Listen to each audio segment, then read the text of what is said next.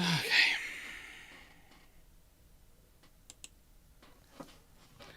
Alrighty then. Hello everyone, and welcome to, well, take two, but this time the bot is working. So, it's not quite Electric Boogaloo, because it only took us a few minutes to figure out bot wasn't working, but hey ho, bot not working. I'll go quickly and make the other one disappear so people don't get distracted by it, if that makes sense. So the other one is going to go disappear.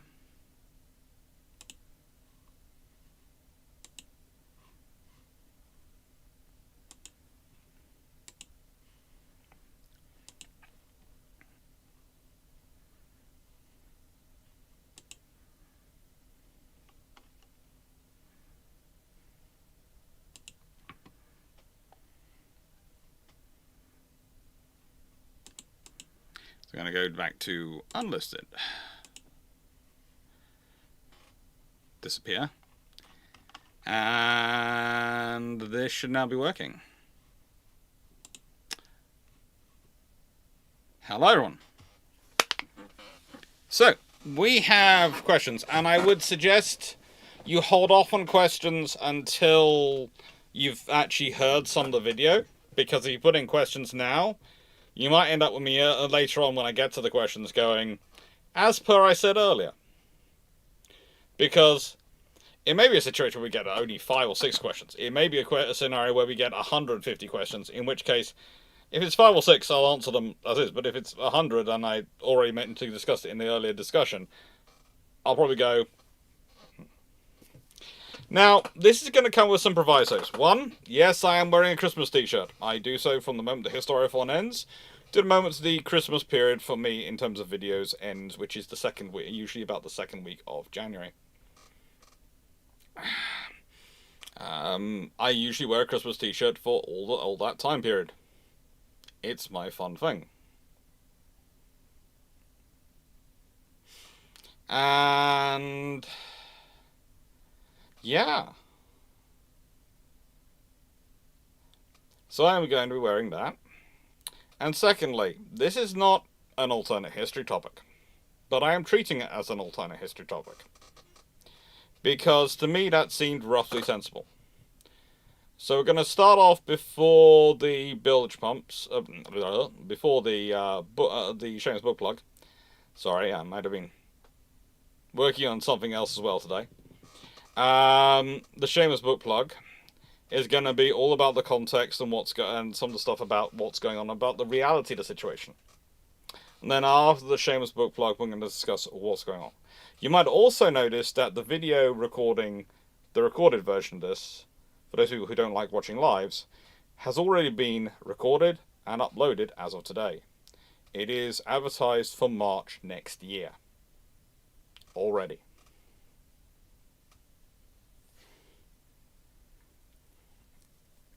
If you got questions on frigates, like the Constellation class issue, etc., and they're not to do with today's topic, then I might well skip them and tell you to repeat them for brew ships on Sunday.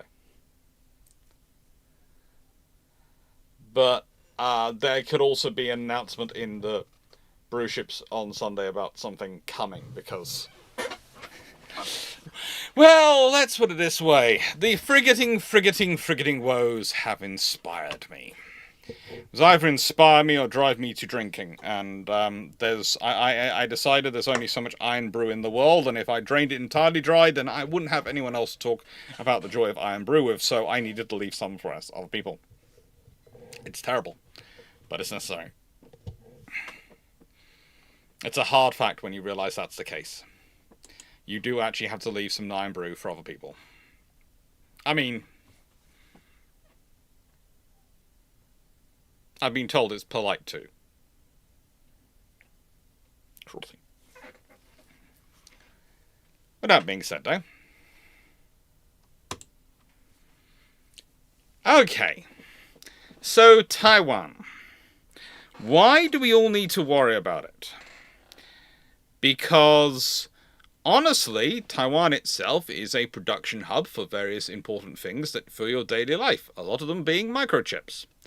But more importantly, Can anyone pick out Taiwan in this massive flow of trade? And I mean colossal flow of trade. Yes, Taiwan.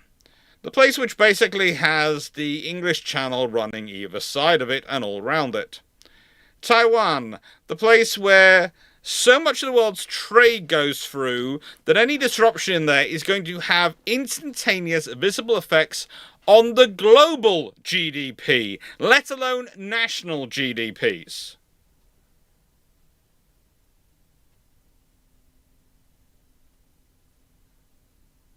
The global GDP. Literally, to get an equivalent disruption to trade, you are talking about the First and Second World Wars, or the First and Second Large Disagreements, depending on how you want to phrase it. That's it. This will make the Red Sea issues look like a mere aperitif, and will make the Suez Canal being blocked by a ship going and deciding to get stuck like, frankly, a mere rounding error. This is the reality of any conflict in this area. This is before you get on to anything kind of thing like sanctions or economic warfare, trade, things like that. Just having a conflict in this zone, the sheer impact it will have on global trade is going to cause people to die. Because, as we all know, when you lose a lot of money off the national economies and international economy and global economy, people actually die. Whether it's caused the stress, the various issues with people losing money, the fact that the cost of living will skyrocket, all those things. Yeah, that's what will happen. So this is why, as an issue, despite it being not being a historical issue, as someone who has taught war studies and various other things, it's an issue which I have had to wrestle with on a fair number of occasions. Because it's often set to students as a test to try and figure out and estimate the ramifications. Try and figure out and estimate what would happen, what would go wrong.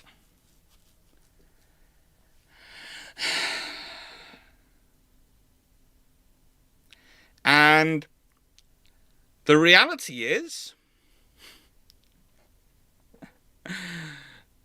any operations in this area are going to lead to problems, because you literally cannot have, in the nicest way, the insurance rates on going through that area and if there's an invasion going on or any kind of operation going on between China and Taiwan will be so astronomical, no shipping will be going there. The Panama Canal will probably break down for overuse.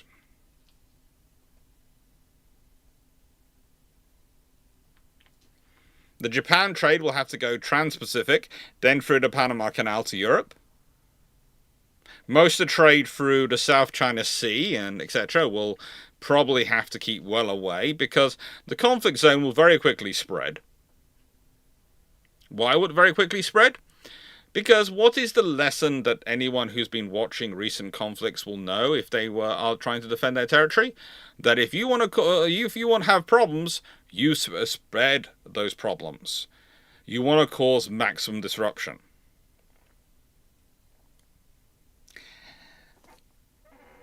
So this is the fun we have. It's a complicated situation. Anything happens, we've got massive global disruption before we even have the diplomats and the lawyers and the governments get involved and the opinion polls and all those things get involved. We have got real world impacts for everyone. Even if you don't fight, even if you're a neutral, even if you actively avoid this war, it is going to have an impact on you.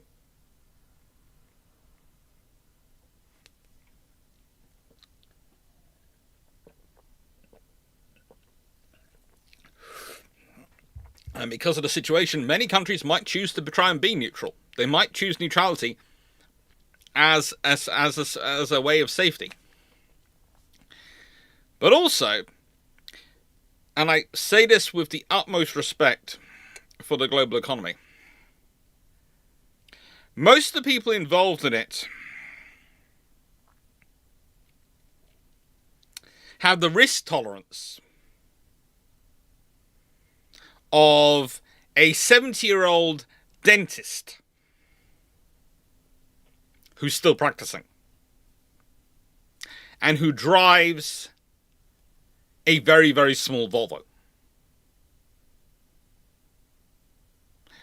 That is the level of risk tolerance. Lives alone. Dentist.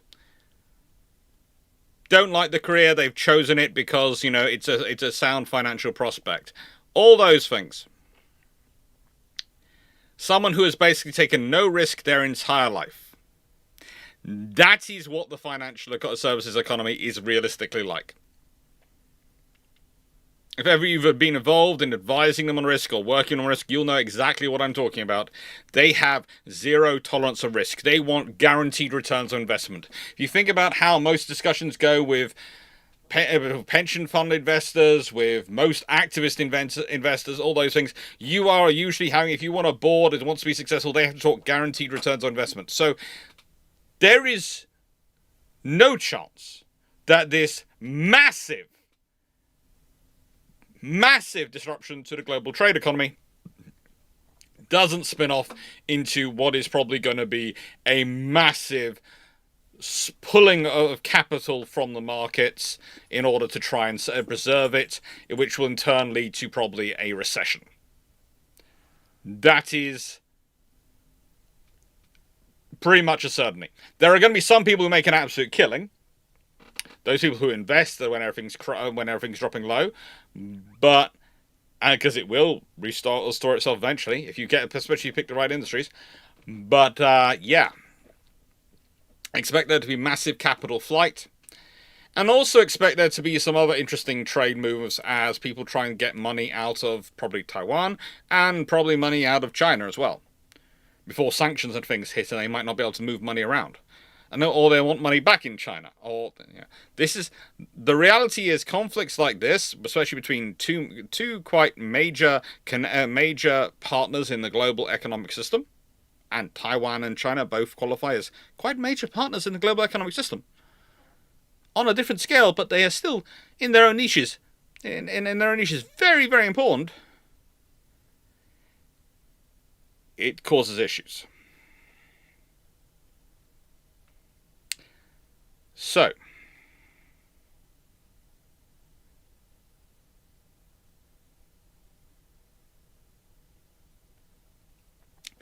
the thing is, and I will say this, what's often misunderstood about the Red Sea Houthi issue is that, relatively speaking, there already were problems with the Suez. The Suez had already proved it had provided issues.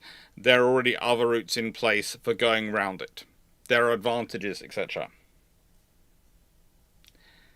If I want to go from here to here, let's say I want to go from Japan to Singapore, and I can't go south anymore. I have to go across the Pacific, through the Panama Canal, across the Atlantic, through the Mediterranean, through the Suez, down the Red Sea, across the Indian Ocean to reach Singapore, because that's the safe route for the war, to avoid the war zone.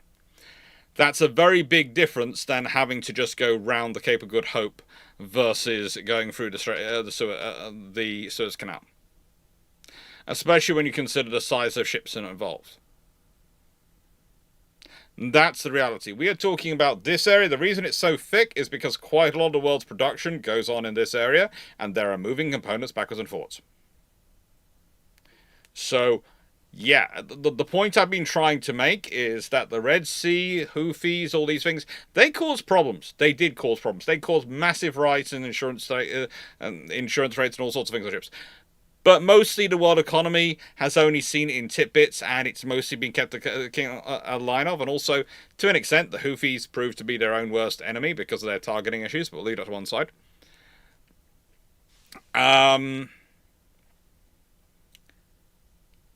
This is not that. The Houthis are not the People's Republic of China. The Houthis are not Taiwan. And the weaponry and sophistication they have and what they'll be blasting at each other is completely different.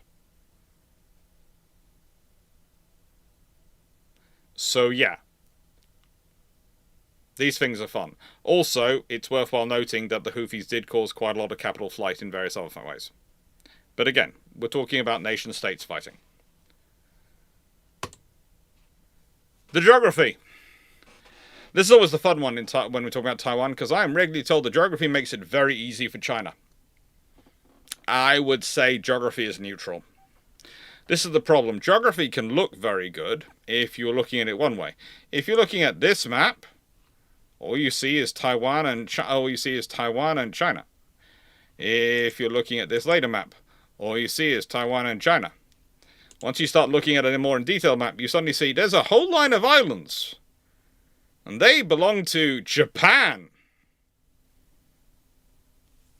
And they get really close.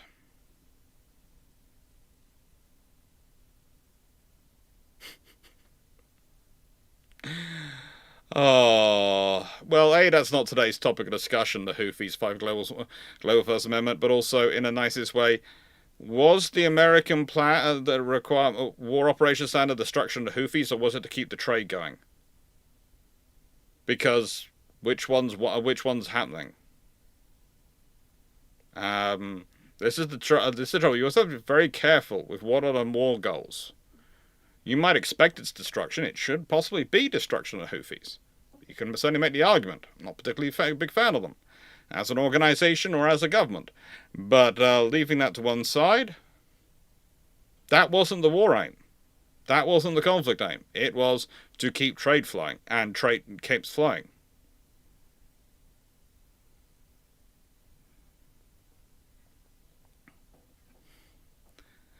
Yeah.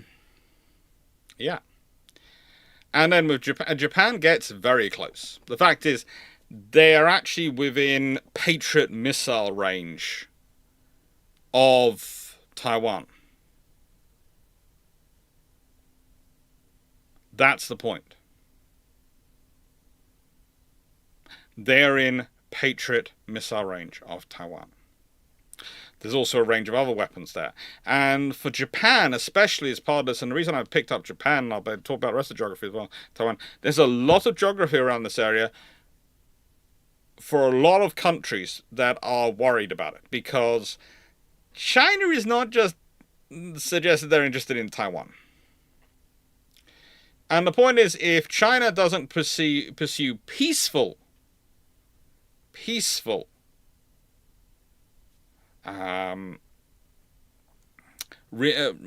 reconciliation, reunification, whatever you want to call it, but goes active, then there's going to be a fairly large number of nations worried. Really worried. Because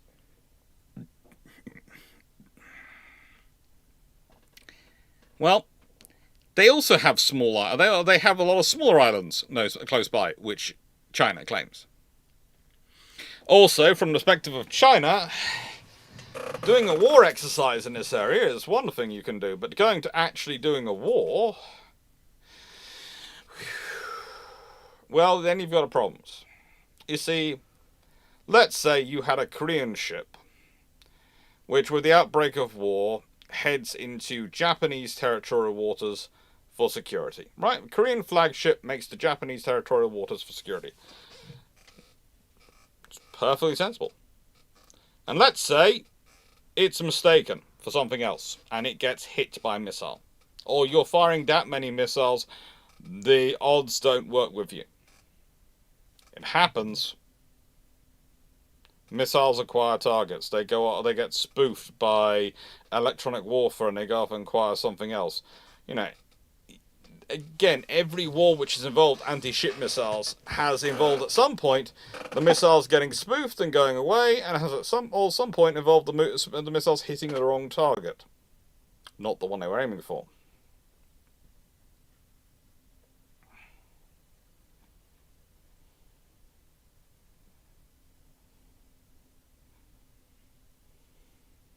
And that's an interesting scenario. Because under that scenario, you could very well find yourself dealing with a diplomatic incident just to the point which could lead to, let's say, even if the Japanese choose not to actively get involved in the war, with them declaring a 200-mile safety zone around their territory to protect their shipping and trade. It's 70 miles to the coast of Taiwan. Theoretically, neutral flag ships passing through there could carry on trading with Taiwan under that protection. You can dispute that, but if you're forced on a diplomatic back foot because you don't want the wider alliance to get involved, that becomes a problem. Yes, Calvin Gasberg, even SAM, surface-to-air missiles, can go unwanted places. Yes, missiles go unwanted places. This happens.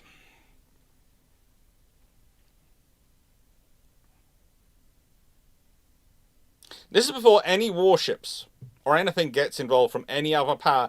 The geography is there. There's also the fact that Taiwan's geography, and I'll be talking about this more when we get on to the fighting in the scenario, is it's not particularly great for an invasion. In fact, if you're realistically looking at it from the history of recent operations, and you were going through recent wars and the trouble that's been had in those wars, and you looked at Taiwan, Taiwan would be one of those countries which you would really not pick to invade. Don't have a land war in Asia is often the declaration. I would say a better declaration is don't try and fight an invasion through a city. You're going to get bogged down. We can all agree, I think, on this channel that urban warfare is a nightmare. You have two choices. One of them is bombardment, which does flatten the city. But the trouble is, bombardment also tends to create martyrs, both in terms of human and cultural. And these things then become ideas that people build up rebellions and things around, and you will be fighting an ongoing issue for years. What you want to do is take the city. Take the key places, take everything quickly as you can, and take control and establish normality. But the thing is, cities have buses in them, they have buildings in them. They have lots of people in them, they have lots of high buildings in them. They have lots of bridges, they have lots of tunnels, they have lots of railways, they have lots of really interesting construction. They have back alleys, they have sideways, they have all sorts of little passages. They have overflights and underflights and all sort of things going on. It is a nightmare. And the thing is, again, that cannot be overlooked, and this is the point I tried to make, and I'll be talking about it in a second even more, once we get to amphibious forces. The Chinese have been preparing to invade Taiwan since 1953. That's when they stood up a Marine Corps to do it, and we'll talk about them in a bit.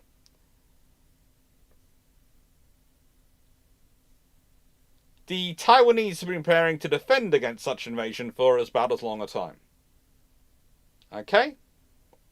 About as long a time.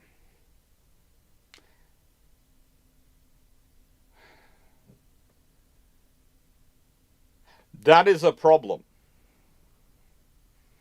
Because I would say the lesson of recent wars has been that whilst the attacker can still win, the defender has got more and more options to buy time than they've ever had before. And time is never a good thing to find yourself losing when you're doing an amphibious operation.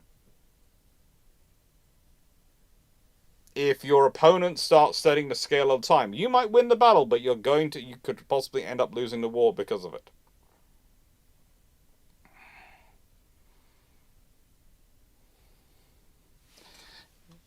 And you're right again about that, Calvin Gasberg. And also there's sewers and there's reinforced concrete. Yes, it's modern cities are fun things.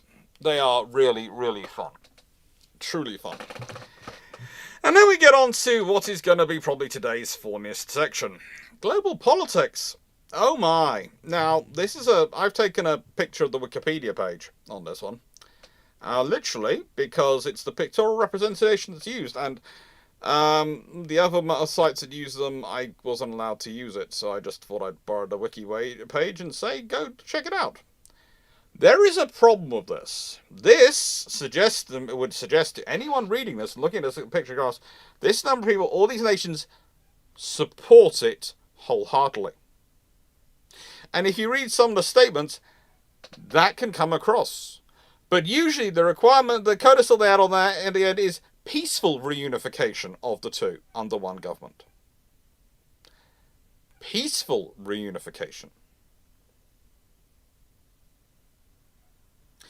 And it gets even more fun once you start to think, well, how many countries said this because it got them a great deal trading with China, and how many of them still trade with Taiwan as if it's Taiwan, without worrying about that, without worrying about it.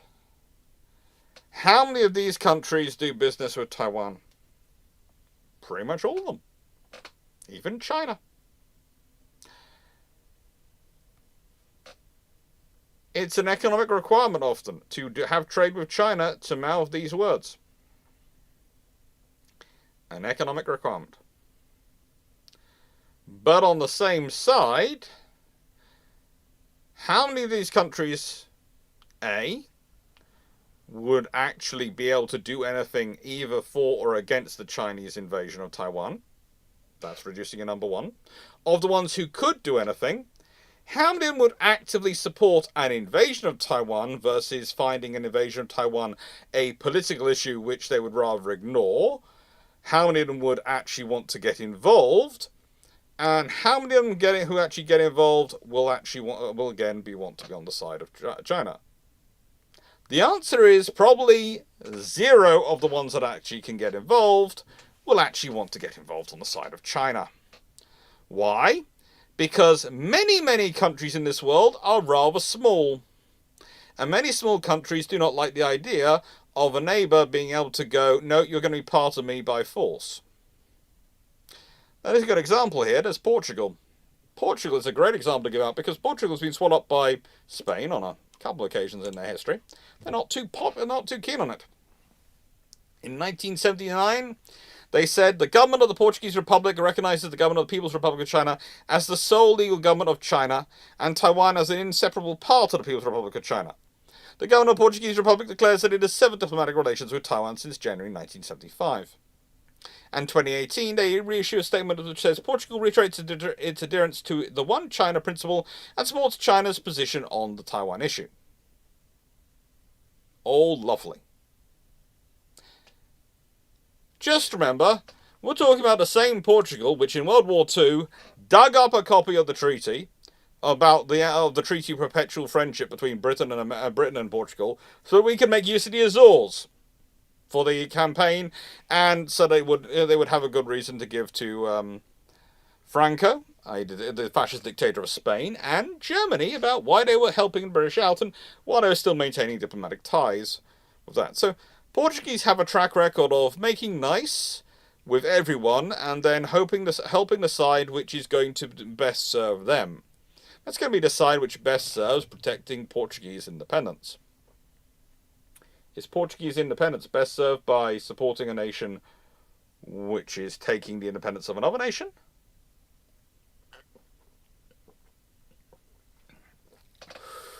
And that's the real problem.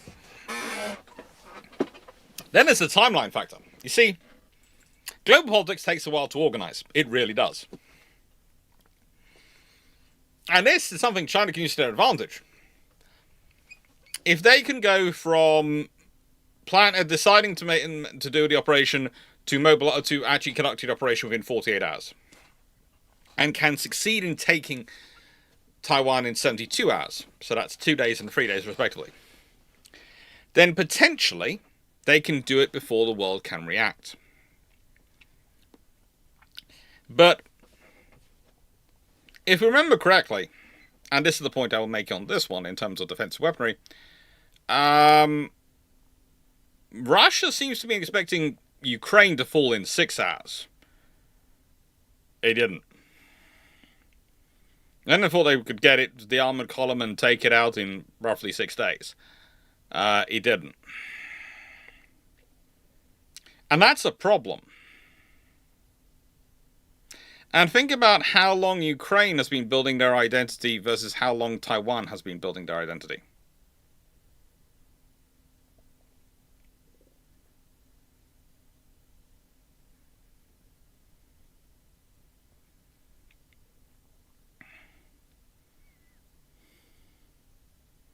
Now,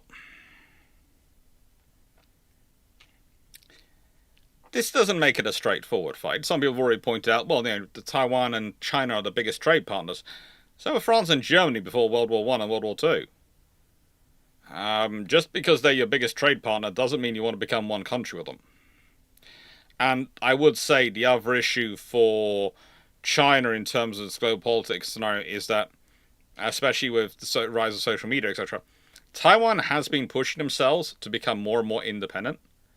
And now if you do surveys on populations around the world, people do not presume they think of Taiwan as a different people. If you talk about the Taiwanese people, you poll them, they increasingly poll as being Taiwanese, not Chinese.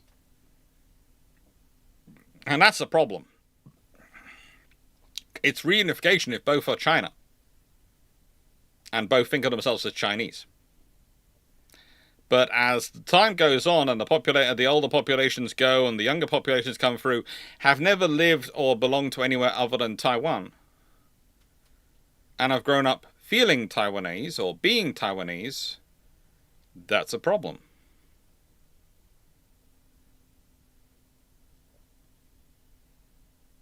Exactly, Carmen Gasberg. Portugal has a habit of being able to be very successful at playing both sides for a profit. Don't they? But they don't get it in a nicest way. How much help would that be to China?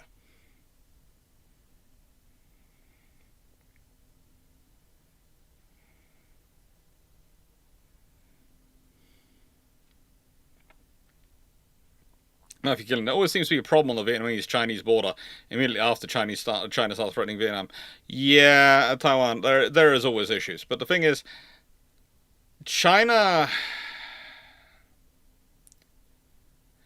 it's a deeply held desire to reunite with Taiwan. But if you consider for Britain, there is a very strong reason why Britain will always take the position it does, which is the right of self-determination of the people in Taiwan. Why does Britain take that particular position? Which is the position we take over the Falkland Islands.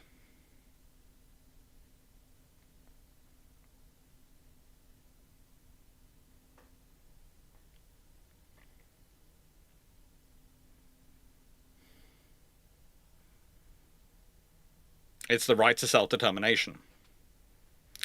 And that's a bit of a growing issue for China to deal with over the Taiwan issue.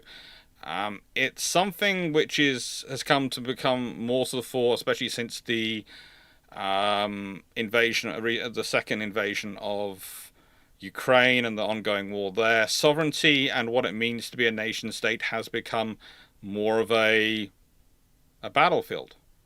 More of something which is up for a discussion. And this is one of the reasons why there's a lot of work going on here.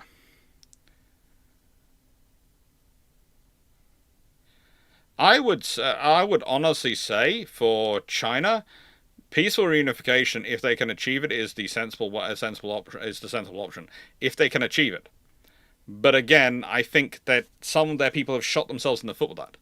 I would have said they could have made Hong Kong the best example of that, and I would argue that there have been issues. There have been enough issues in Hong Kong. They have shown that people, the whole one China, two systems thing, which was supposed to be the case for Hong Kong for at least a certain amount of time, has shown not to be the case. And I can understand why. On a functional logical platform, running two systems in one nation is never going to be a good system. It's always going to cause trouble. I can understand that, and I can accept that. But when you sign up to it as part of your promise, realistically, if they be able to keep it going and keep it going as keep it going successfully for a while, they would have probably given themselves a very strong argument for peaceful reunification with Taiwan.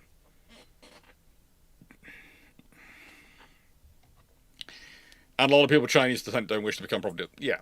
There is also the fact that Taiwan is kind of like Canada. You always have to remember, the Americans regularly invade Canada after the War of Independence at various points, expecting to be greeted as liberators. They forget that most of the people who went to Canada were quite a lot of people who left to Canada after the War of Independence anyway, were the people who lived in America who didn't want to be American. That is the point. They didn't want to be American. They didn't want to be part of the United States. And this is the trouble. A lot of the people who went to Taiwan really don't want to be part of the People's Republic of China, and now they are really not. They are really happy to be. They are Taiwanese. So you have those two conflicting cultural identities pushing through.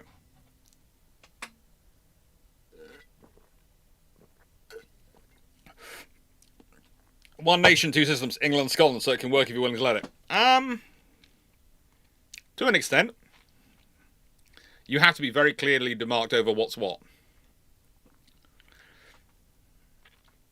But that's one nation, two systems in a democracy.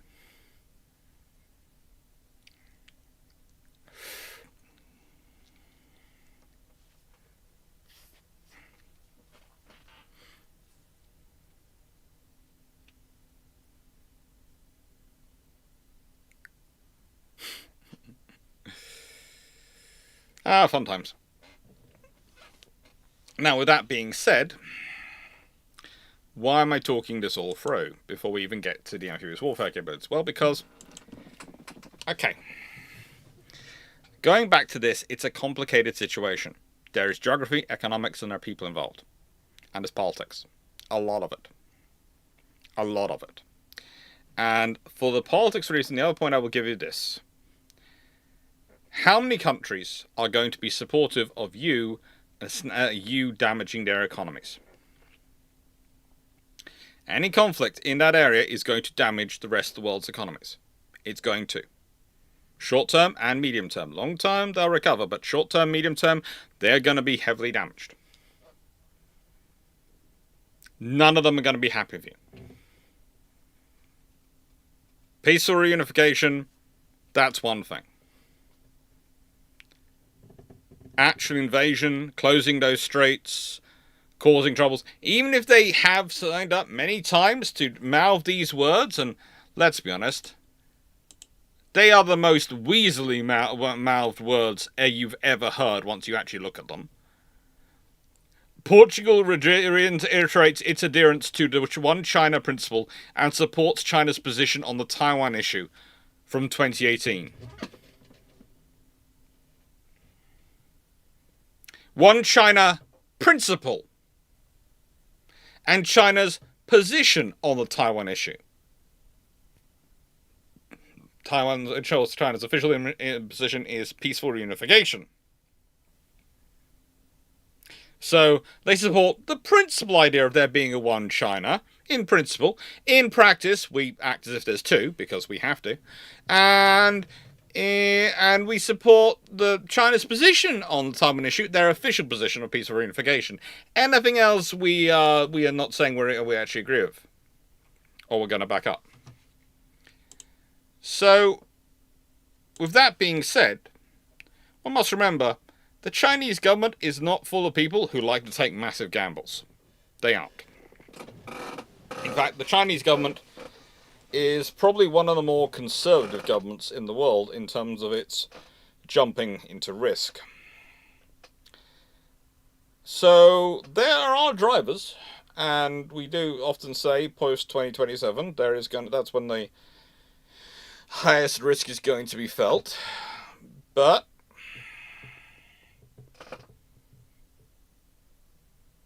for me, I sometimes look at it, and I will say this honestly here, as the threat of invasion serves China more than natural invasion would. The threat of invasion keeps Taiwan better in line than actually invading and potentially failing. And the whole ramifications of invading. Because you think of how much effect this has on Taiwanese politics and how it dominates things. And how it also allows the Chinese government to, when they need to, for the domestic population, start rattling some sabers without causing too much issues.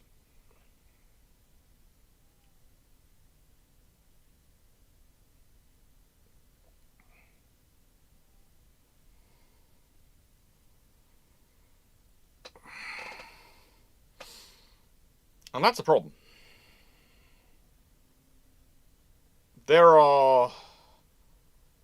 Why is that a problem? Because at a certain point, you rattle a saber too many times, either you believe your own hubris and do it, or your own public start to call you bluff, and then you do it. You can't be a nation state which is a little boy which cries wolf. You can't be that. You have to sometimes follow through on your word.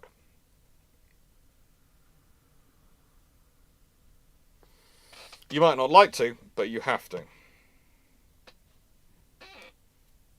Dr. Monkey, the monarchs of England claimed to be King of France until 1801. Yeah, they did. They did. Now, Chinese amphibious forces and Chinese forces are interesting. Theoretically, okay. So, the Chinese Marine Corps, or the People's Liberation Army Navy Marines, were first stood up in 1953 and then were disbanded in 1957. By the end of the Korean War, they numbered somewhere in the region of 110,000 to 112,000 personnel across 8 divisions. They were then stood up again 1970... I want to say 1979, but I'm going to check.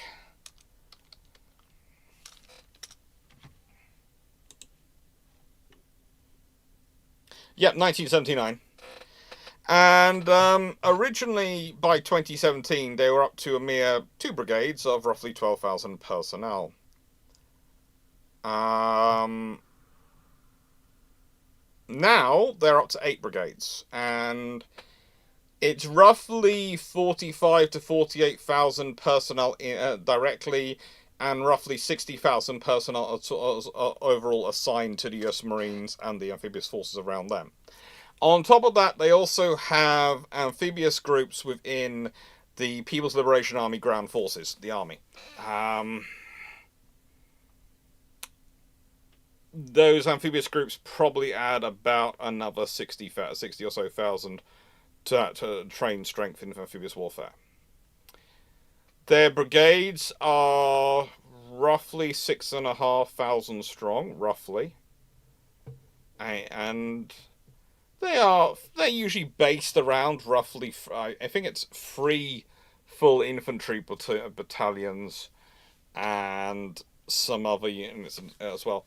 There is an air assault infantry battalion and a light combat infantry battalion, but the fact is, the 1st, 2nd, and 3rd battalions, which are the 2 amphibious mechanized battalions and the light mechanized battalion, all infantry battalions, are numbered as part of the formation. As I understand it, the Air Assault Infantry Battalion is not usually numbered. They are more reinforced, couple of reinforced companies from memory. But they have been working on expanding that, so I could be out of date. Okay. I love one of the organizations I do love studying is the People's Liberation Army Navy Marine Corps, because so much stuff gets written about them, which is really, really weird. If you listen to some of the exercises they go on with US Marines, etc., one of the things they're constantly critiqued for is maybe not being innovative. That comes out of them. But then you realise the exercises they're taking part are incredibly scripted.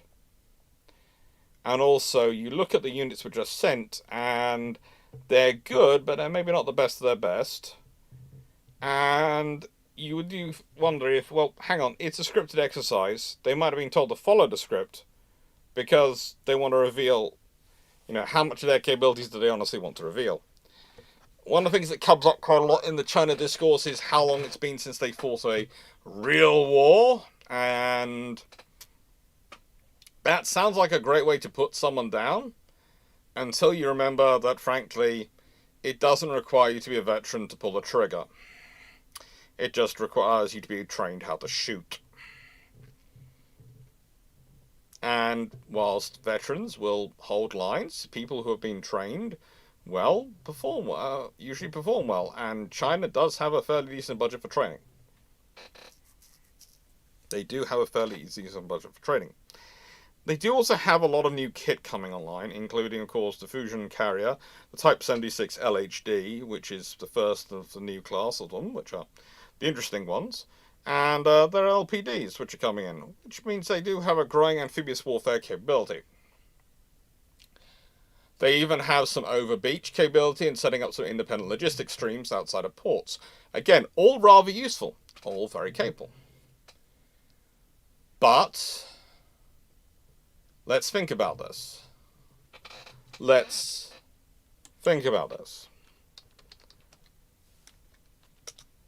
Taiwan is a nation of roughly 24 million. Roughly 24 million. How much is the actual Chinese amphibious lift? This is something I actually started looking up. And they have a good capability, and they do always have the capability of bringing in more capability, bringing in merchant shipping, etc. But then you have to escort and protect that as well. When it comes to their larger amphibious forces, and these are the ones which are capable of carrying larger capabilities, they have currently got 5 LHDs in service. 5 LHDs.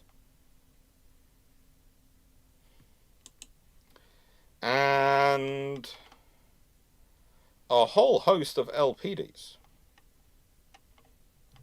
and landing ships. So they're quite well, they're quite capable. Certainly an interesting capability. Yet a lot of their landing ships I would call are raiding assets, capable of carrying 250 or so personnel. Even this amphibious dock it's 800 troops, which is not bad. Again, I'd say that's a useful number, but this class, they have 8 of. So 8 times 800?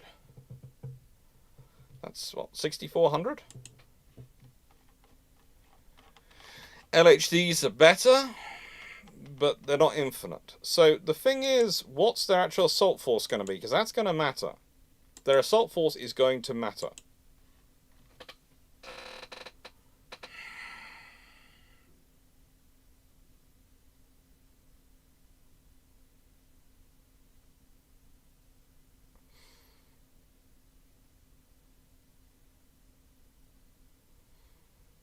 And, well, when you start to push this forward, and start to think of these amphibious forces carrying out an assault, what they're going to be the first wave. They're going to be the tip of the spear. But it's not a very deep tip for the spear, which means, are they going to do a distributed landing, or are they going to do a concentrated landing? And if they do a concentrated landing, that means they have more force there to help break out and push through, but it also puts them more at risk of concentrated attack by artillery, missile battery, land-based missile batteries, and air force as well as sea forces that the Taiwanese can mount. Being distributed gives you an advantage of being able to defuse your missile threat. Being concentrated means you don't have that advantage.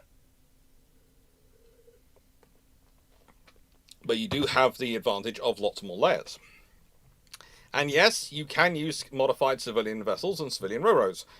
But the thing is, a civilian ro-ro is only useful if you have a ship you can offload to. Again, they have some of these, but they are not many, or you capture the port infrastructure. One of the realities you've got to face if you're the Chinese is that realistically your amphibious forces are going to have to capture a port. If you want to complete the necessary build-up as rapidly and as quickly as you need to, and as viably as you need to, you're going to need to capture a port. Denial of use of those ports is going to be a key thing for the Taiwanese. Denial of access to those ports is going to be a key requirement to extending the time it's going to take to build up forces ashore and to extend the time of conflict. Remember, again, the more time the Taiwanese... time will work on the Taiwanese side. The longer you take, the more likely there is to become political opposition around the world. The more likely there is for other nations to show up. The more likelihood there is for problems to start occurring in your own force structure. The more likely there is for the Taiwanese population, etc., to mass rebel and start fighting you. And again, Taiwan is interesting. When we start talking about firearms regulation in Taiwan, it's extremely strict. However, it's extremely strict, but there are some interesting provisions. And one of the things you do realise is that there are a huge number of shooting sport organisations. In fact, at least two massive ones that cover a large chunk of Taiwan. But there's a lot of little shooting clubs and shooting organisations that also provide it. They haven't gone with the public rifle and pistol ranges overseen by the military yet, which was first put forward in 2024. But again, I wouldn't be surprised if it's a route a lot more countries start to consider going down. But the reason they didn't do it, and this was the point, the reason they didn't do it was they didn't feel they needed to, because there were a lot of shooting ranges and there's a lot of club shooting. So this is the thing. Taiwan has a lot of population who are quite trained for the kind of weapons you need for urban warfare. Shotguns.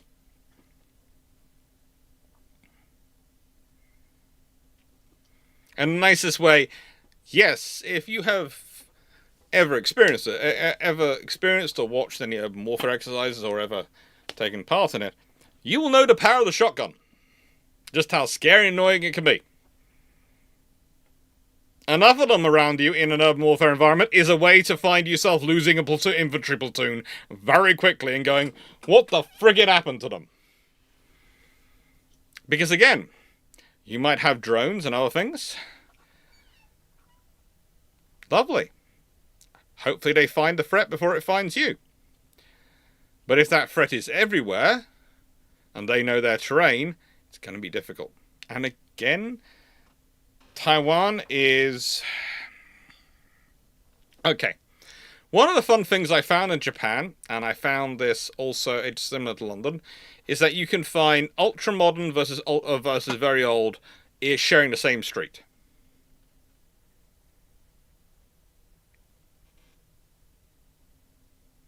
This is interesting.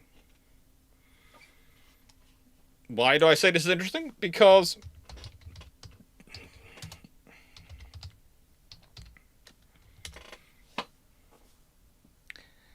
it is... how do I put this politely? It is going to make your job of doing urban warfare a lot harder, because buildings are all going to have different wall thicknesses, all different style layouts, all different style organizations. You're going to have no standard operation. Every time you're going in somewhere, you're going to go in somewhere blind. And it gets worse the older buildings are going, because the nice way to plans for them tend to be terrible. And then you've got all the things that people do internally anyway. One of the fun things that a friend of mine used to do on an exercise range was occasionally he would have the units training all week in an exercise area, send them home on the weekend, go in there with some colleagues on the weekend, rearrange all the stud walls inside the property, so it looked the same from the outside, but different inside, and then send them in on Monday and watch how their time would plummet. Because they get used to a certain building, and then they find a different one. And so it was good training in some regards, that moving around, doing all those things, but yeah, this is all stuff which the Chinese are having to approach. And the Chinese, to an extent, losing a lot of forces in a reunification war, especially one which they end up losing, it would be a very bad PR for their government. Very bad politically for their government.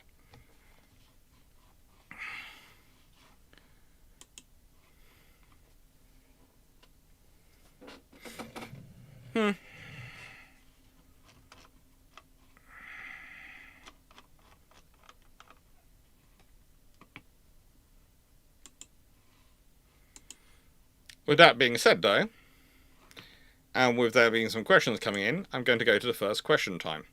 It's the lovely Tribals, Battles and Daring Shames book plug point, and it's going to do some questions before we get on to looking at some actual options.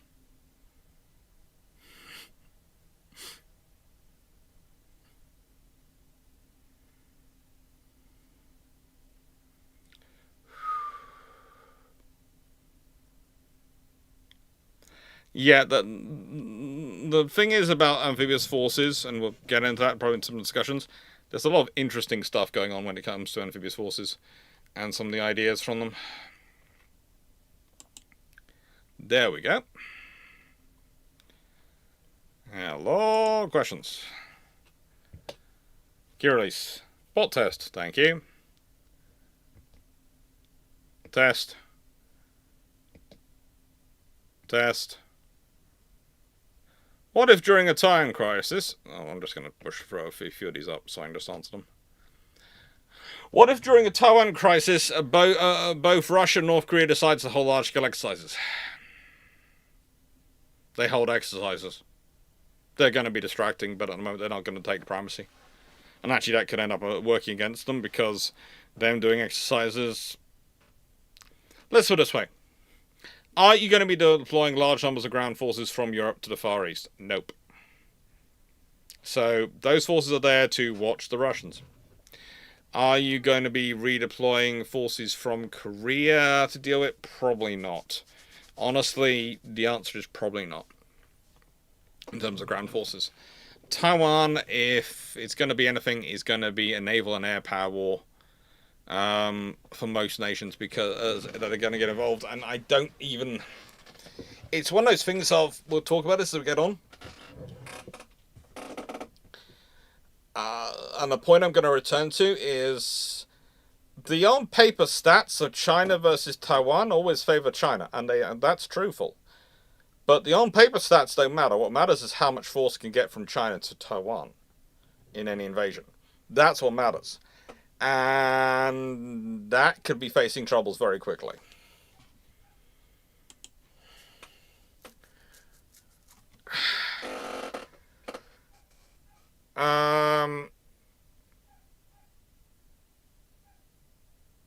Okay. How do you pronounce your name? Okay? IR Genderine, IR Genderwoo? I don't... I'm not sure. I do apologise, but I'm looking at the name and going, I don't know how to pronounce that at all. I'm going to go IR 8420. Do you think that in any China-US conflict we could see the return of converted merchant vessels for the purpose of commerce raiding, like Cormorant, and what do they like to look like? Unlikely. Unlikely, but not impossible. Unlikely, but not impossible is the scenario.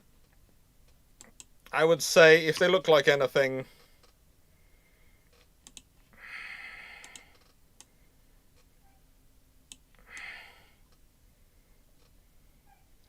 They'll be converting merchant container ships, but I doubt it. I really do doubt it, because... And again, this is going to sound terrible, but what's their value going to be? What's their use going to be for either side in this kind of conflict? For China, it's going to be a good way to wind up their potential neutrals. For America, it's a good way to spread your forces too slim and not be focusing enough on naval assets. John Moon, in defence against the Germans in the UK and mostly London, lots of slightly odd-looking buildings were constructed. These were in fact bunkers in plain sight. Would Taiwan have done something similar?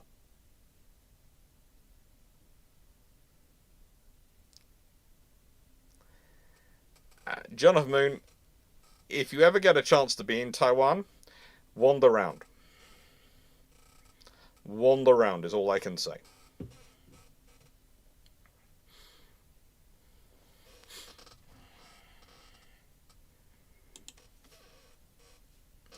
Lots of questions coming in from Ramal.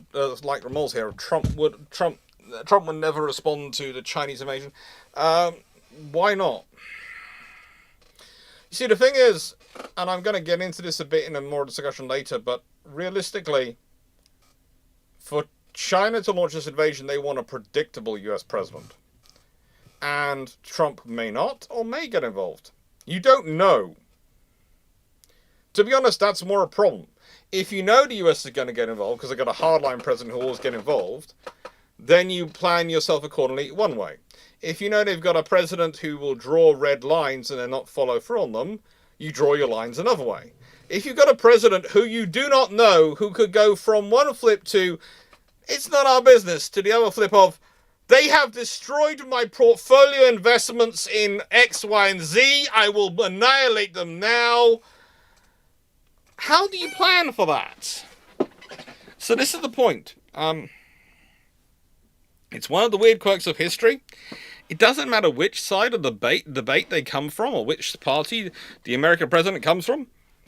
The president, if a president is a predictable sort, i.e. has a strong moral compass, and tends to follow a predictable line of inclination, either one way or the other, you are more likely to get conflict in the world, where people can draw a line and work out where they're going to be safe to operate under, than you are when you're dealing with an unpredictable president, for whom the line might be here one day, here the next day, and down there the following day. And you don't know where it's going to be.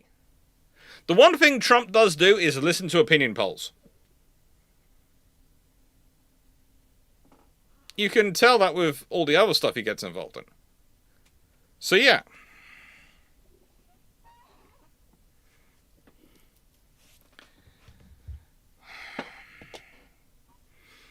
And then Calvin Goswick. Plan iteration on mulberries. They have some very interesting vessels. Some very interesting ships which they use. Not really mulberries, but they are a different sort of system. A system which is not too dissimilar in idea and concept. I don't. They would probably be very useful, but again, the thing is, once they are dug in, they're kind of easy to engage because you know exactly where they are. They're not exactly easy to hide. Constellation class.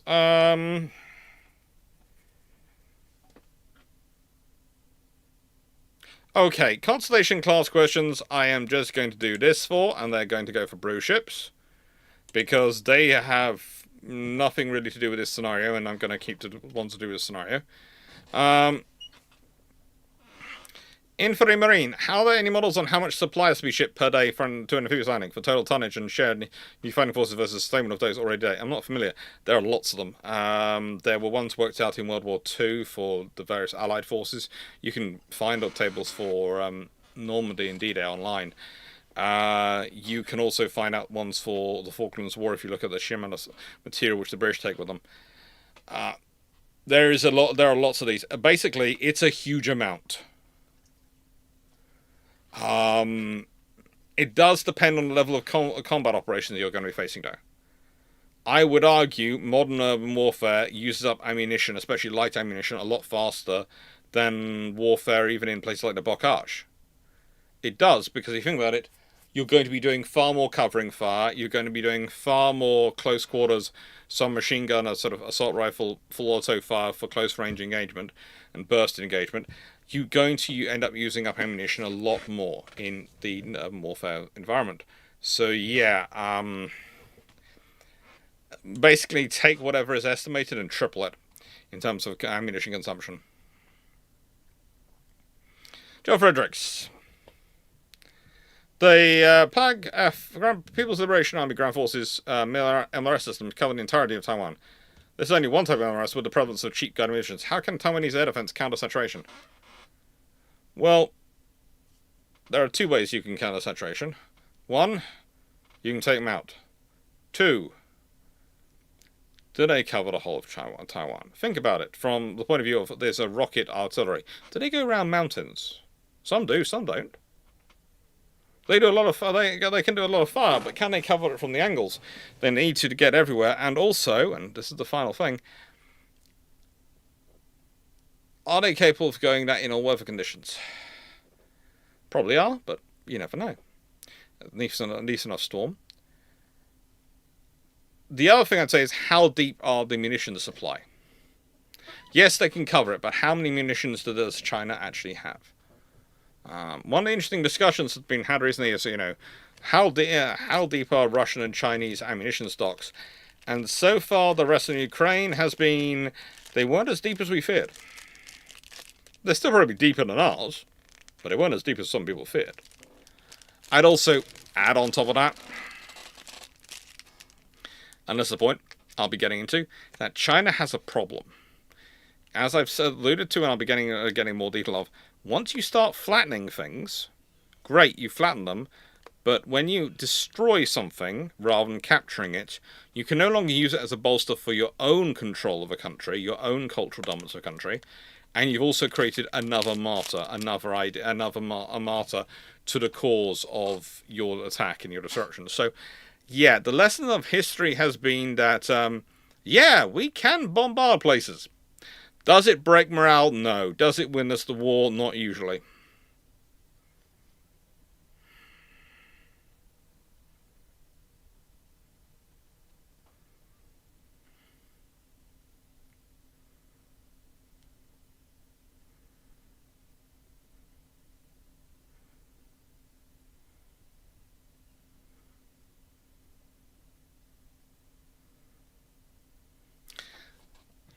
Leslie, it's normally a CQB, normally 15 kilograms per section format and team per hour.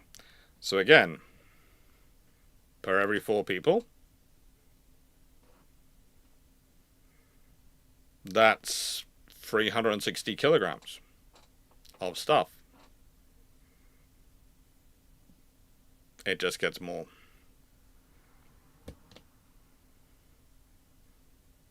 AC-75, is the recent dismissal of 9 PLC generals noteworthy? Corruption versus factional infighting? It's a bit of both. They have issues. Everyone does.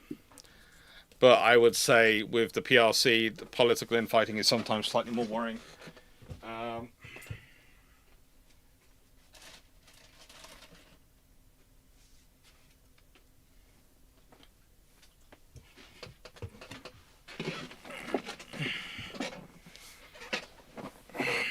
It usually causes more of a disruption. You have to remember, you hear about the generals being killed and being dismissed. You just always have to remember, it's not only usually them taken out, it's usually a large chunk of their staff officers, and that can cause ripples down for generations in the Plan's command structure. And the People's Liberation Army's construction structure. Alpha, would the PLA's merchant raiders...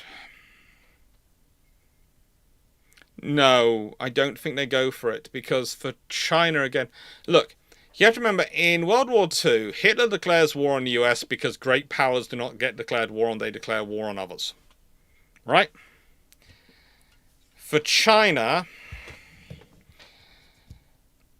going for merchant raiders like that doesn't help them.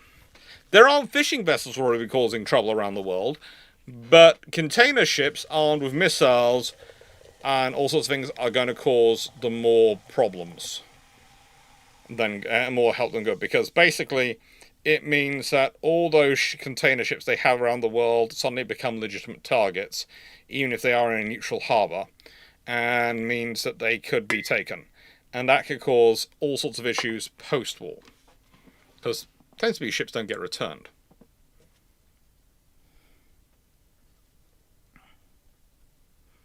Each micro what weapon other than shotguns the civilian zone would be useful for urban warfare and amphibious warfare?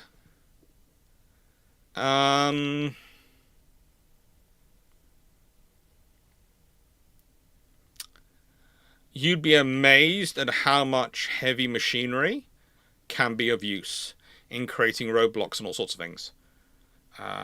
The people who were some of the more problematic, and basically the towns which caused most of the trouble for the Russians in their run to trying to get to Kiev, were places which had a builder's firm nearby in them and who had access to large diggers and other things which could move rocks and things into the way. Those tended to slow them down for hours because they were built with engineering and needed engineering equipment to remove them. Nope. No, I don't think there's any chance of the UK being better for that one than the US at that point. Joe Fredericks, what's your opinion on the feasibility of helicopter-borne assaults? Joe Fredericks, it goes back to long further than Hostomel. It goes back to the Suez Crisis of 1956 when helicopter assaults proved it was possible. It's very possible to do a helicopter assault. Is it possible to sustain a helicopter assault for a long period of time? That's a different question. And also, with your helicopter assaults, once your troops are down, if you've lost helicopters and the supplies don't get through them soon enough, it's kind of like paratroopers. They're stuck. They are behind enemy lines and they are surrounded.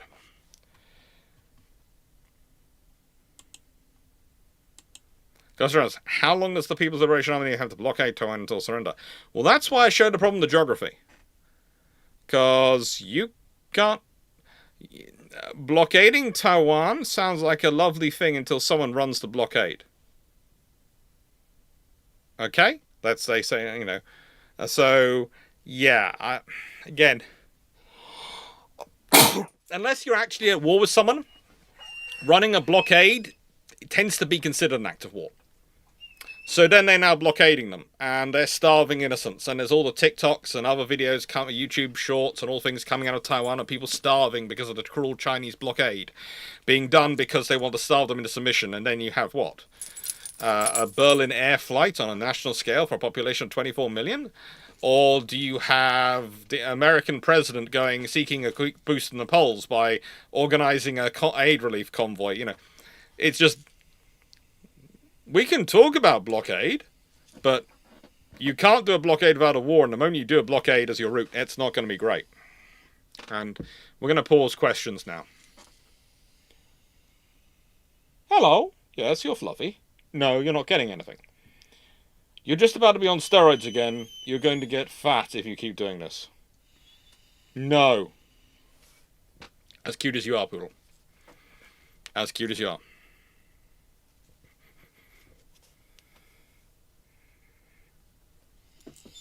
Oh, Joel Fredericks, you are completely off the pottle then.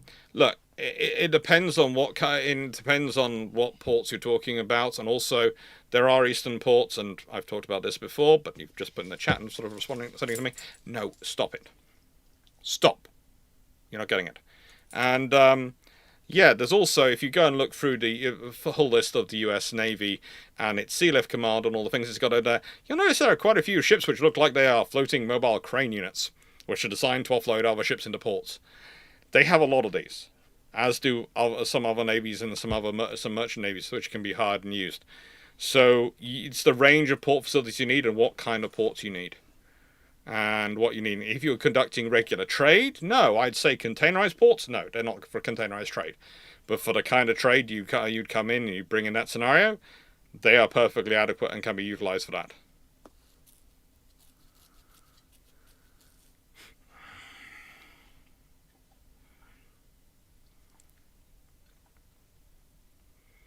And yeah, the roads in the east are fun. You're all right. But there's also mountains to protect them and make them more difficult to attack by the Chinese. So, you know, it's difficult versus impossible. You can't do it at all, probably on the west coast. The east coast, it's going to be difficult, and the roads are going to make it a complicated mess, and there's going to be issues. You can still do it.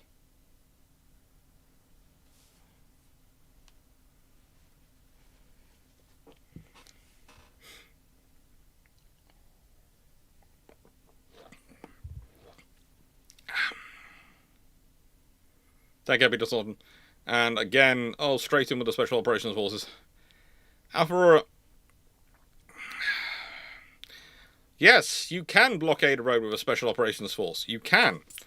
But the trouble is, again, in Taiwan, in that particular area, is also quite a large concentration of their military. So you're sending your special operations forces into areas where there are literally battalions of mech infantry. Don't take this the wrong way, but special operations versus battalions of mech infantry doesn't tend to go too well for the special operations force. Because you have a team of 12 very highly trained light infantrymen versus people which have literally brought tanks and heavy artillery. This is the point. Special operations are great for special operations style missions, but they don't tend to take land or hold territory for long. They can cause a blockade, but for how long could they do it? And then again, they've got to do it in a scenario where they're going to be there for it. One of the other things you have in history is people often draw a lot of inspiration from what the Germans tried in the period around the Battle of the Bulge, and they're trying to misdirect various forces. What people often forget about that is that they were very quickly discovered and engaged and killed by American forces for trying to give those misdirections. It's actually shown in the movie, but there was other scenarios where it happened. So this is one of the problems.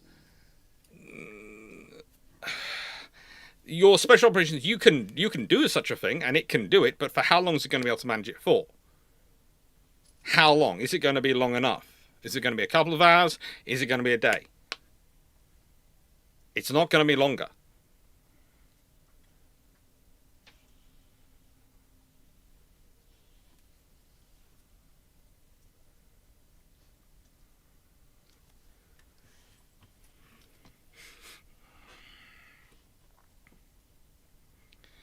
Padawanki, what what about the UK? Do you think they would be involved? I think the UK could end up getting involved, but they're going to get involved more likely as part of a US-led force structure. The reason I think the UK would get involved is because for the UK, the self-determination thing is pretty important, and so sending even a few ships to the task group would make sense. Not at all difficult. There's a huge number of websites which are fairly up to date, and one of the most fun things I have with tracking down the People's Liberation Army Navy is the fact that often one of the best sources for it are the open intelligence sources. And I literally said pause questions, and people are still sending in questions. So yeah, I'm going to stop there.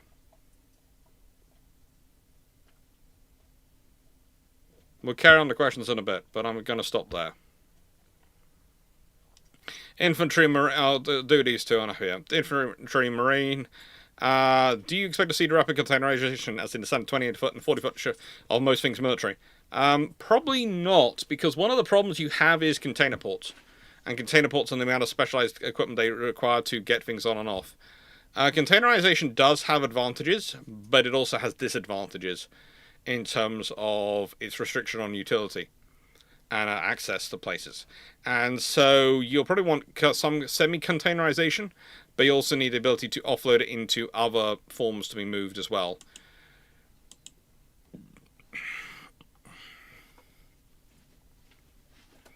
Remol, how important are coastal missiles and probably gun batteries are preventing the PRC from crossing the strait in the first place?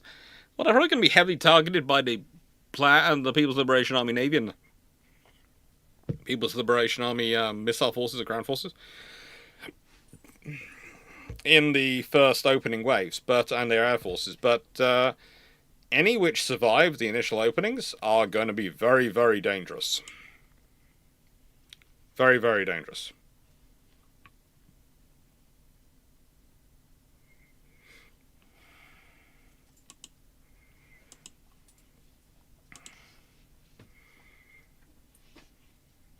No worries, you Minecraft watcher.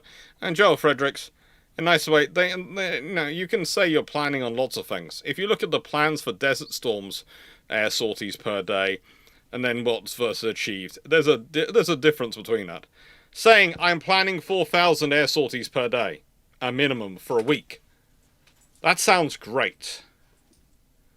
Actually delivering it is a very different matter. Because all sorts of weird things start to crop up in your supply system, and it turns out you do not have enough spare parts. It's disturbing. Oh, and the Republic of China will conceal the batteries, but one of the things you have to also understand is Taiwan is one of the most heavily watched by satellites and human intelligence sources of any locations in the world. So even the Taiwanese admit this, and even they go, well, we want to have mobile units and all sorts of things to try and make these things less subject to it.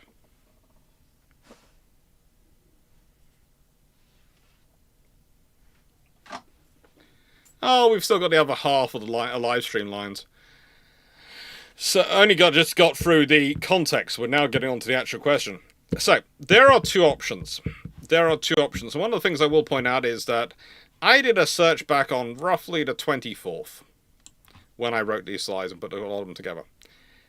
It was the night of the 24th, 25th, and I'm not sure which side of midnight it was, so excuse that. And this is what came up when I did a quick search on recent media in the UK about Chinese invasion of Taiwan. And, yeah, it comes up a lot. Now, the thing is for China, and I would always say this, their hope for operational, if they did go for invasion, would be a massive massacre evoker set over months, lots of exercises building up to a peak, timed with a lot of the more ships coming into service, probably even more of their aircraft carriers and LHDs and other amphibious systems to grow their actual force structure. And while they've sort of integrated them and got them operational as a groups and working together. And so that would put it back years. And I would say that's probably further than 2027 if they want to do that. And by massacre evoker, I mean a massive operation to make it both seem like inevitable in Taiwan and the rest of the world that they have to be part of China. And that no one anything else does in the world can actually affect that or prevent that. And probably something which gives them a casus belli for doing it as well. Something which will make it seem legitimate to enough of the world that they can go, yeah, we'll let you do it.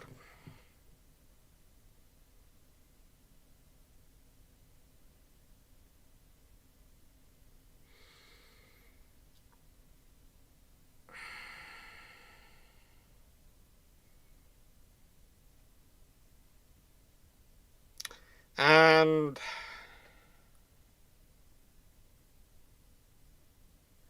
they're going for it.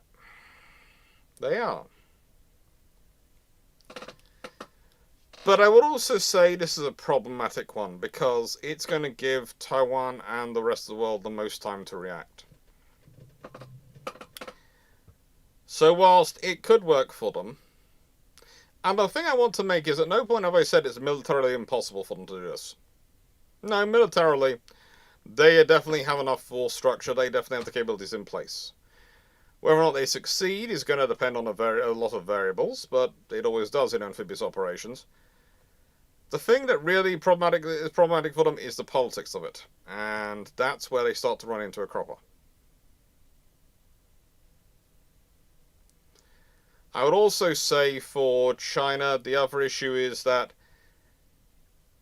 to an extent, taking Taiwan causes more of a problem than a solution. You see, at the moment, it's a cause of unification. It's a dream of unification, and it's a cause of unification within the PRC.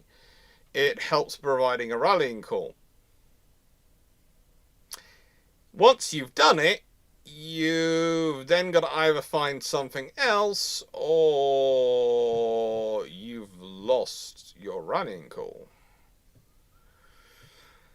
And that can lead to problems.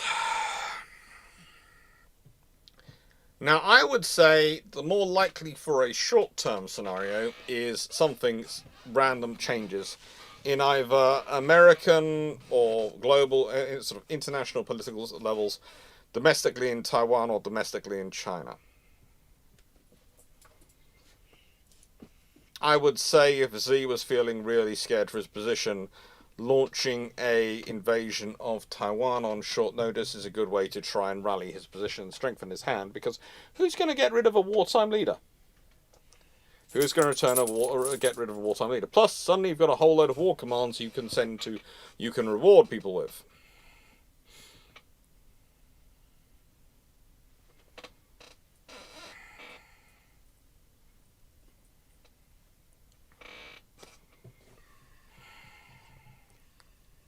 And it gets more like this the more time goes on.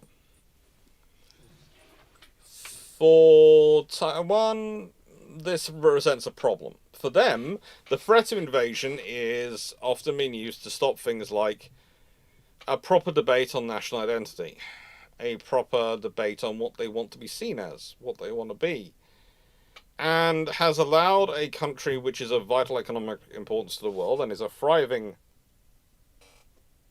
democratically inclined nation. And it is a democracy. It's a very... I say it's democratically inclined because, honestly, no nation seems to take more pleasure in having fistfights in its parliament than Taiwan. But, there again, to be fair, having politicians who are passionate enough about solving things to actually start to throw punches at each other in the parliament... For some reason, that doesn't put me off it. That doesn't put me off. For some reason, I quite like... I sort of, to an extent, like the idea, but I also don't like the idea. I'm quite happy that we have rules in the UK Parliament where they have to stick 2 sword lengths apart to try and prevent these sort of things. But there is part of me which does find the passion attractive.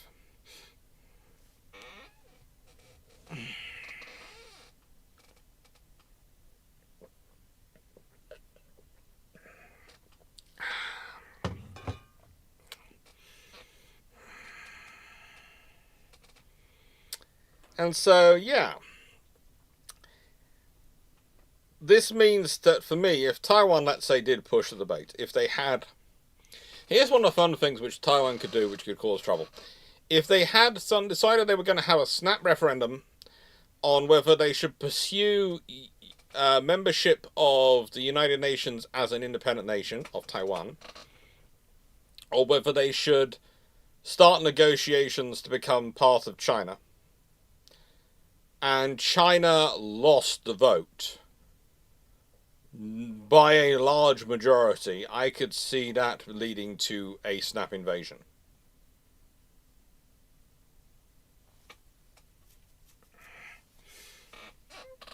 And that would be an interesting thing to see.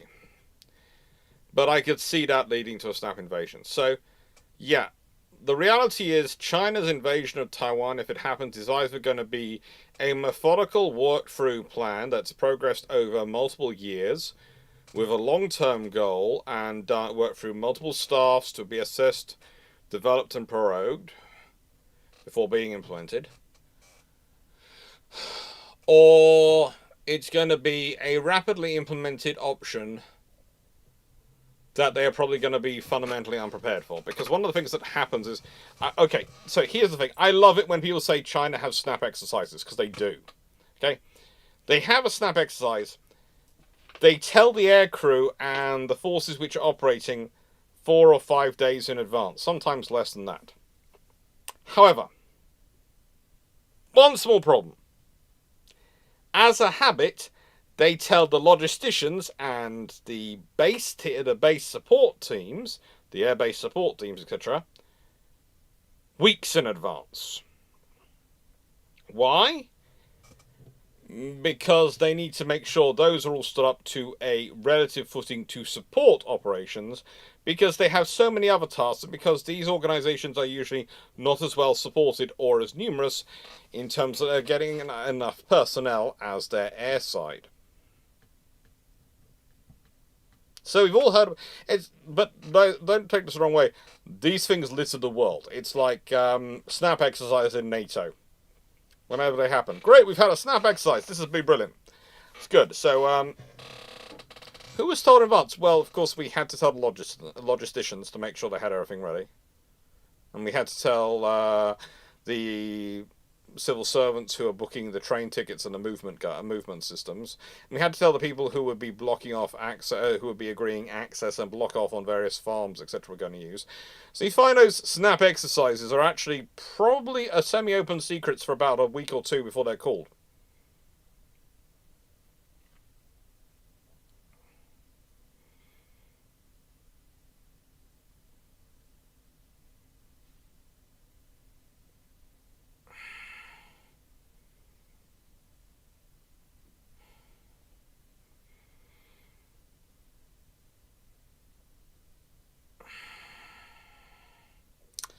And Joel Fredericks, you just pointed out the one that's usually leveled at, but they didn't know that the carrier, the U.S. carrier was leaving for a Middle East exercise weeks in advance. No, but that presumes that they were waiting for the U.S. carrier to leave, rather than U.S. carrier leaving being a providential thing for it. That's the problem. The scenario is often based on the U.S. carrier left, therefore they had the exercise. They've had the exercise like that before, when the aircraft carrier has been there.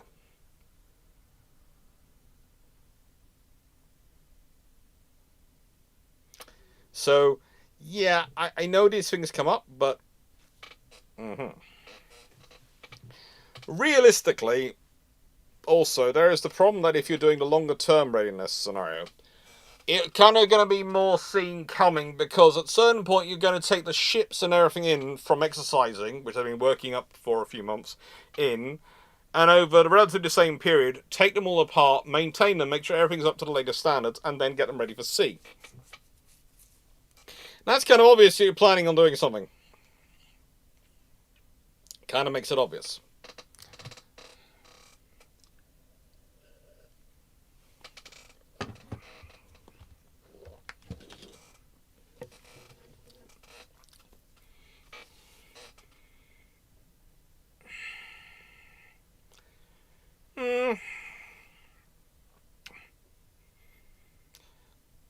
Again, Joel Fredericks normally isn't the same as always. And Blue Sword's exercises are more as much about domestic politics as they are about international politics when the Chinese throw them. Okay, if you're going to sort of put it all in the chat and try and unload this, Blue Sword exercises are as much about domestic politics as they are about international politics. And have a look at the domestic side and have a look at why they're being thrown. There are issues going on. They needed an exercise. It helped with those issues.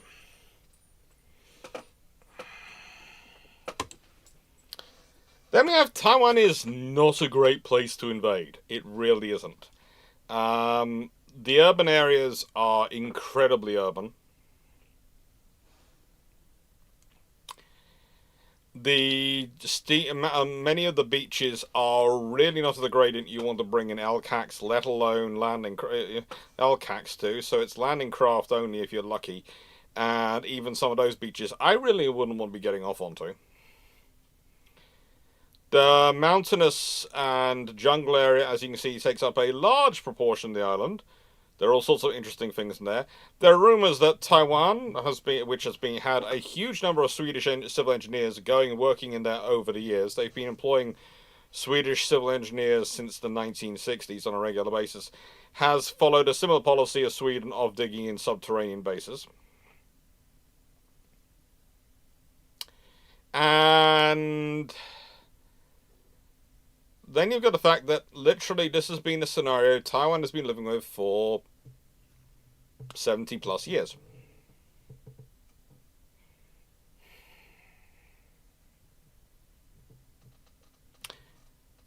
We'll also talk about this, because this is an important thing to talk about. In the 1970s and early 80s, three nations get together to secretly develop nuclear weapons. South Africa, Israel, and Taiwan. Now, we know South Africa produced nuclear components which could make a weapon.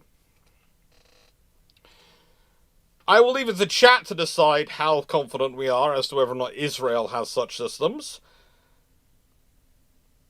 But, it's been an opaque discussion for quite a while. There is a great assumption that despite building a nuclear power plant and various other things, Taiwan hasn't ever had such things. And let's think about it. At the time when we're talking about, Taiwan is the nation which is most incentivized to do this, because its very national survival depends on fighting one threat, not multiple threats in conventional threats. It's up against a superpower, which does outmass it and out firepower it, and will possibly use nukes on it. And finally, they're an island nation.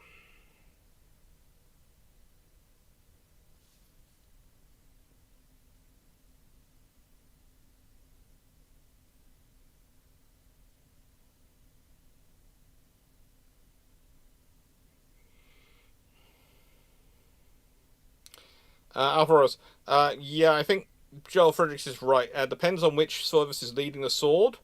It's called blue, red, or green from memory.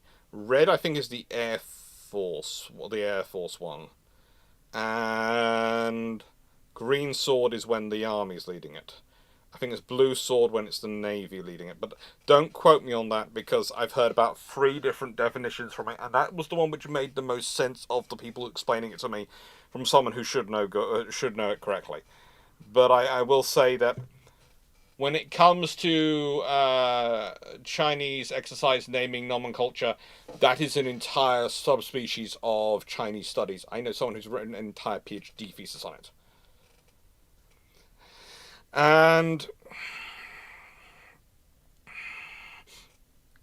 so if this is the case, the point is, therefore, you're dealing with a population which is increasingly feeling not Chinese but Taiwanese, which has a habit of procuring weapons and holding on to. They've got Guppy modified American submarine post World War II, World War II era American submarines, as well as the SSKs they're building themselves and some SSKs they got from the Dutch, I think.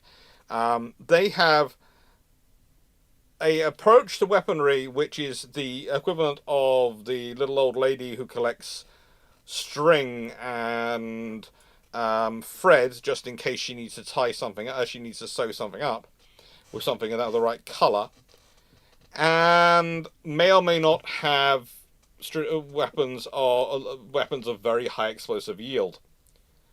Now, that's an interesting scenario. That is a very interesting scenario.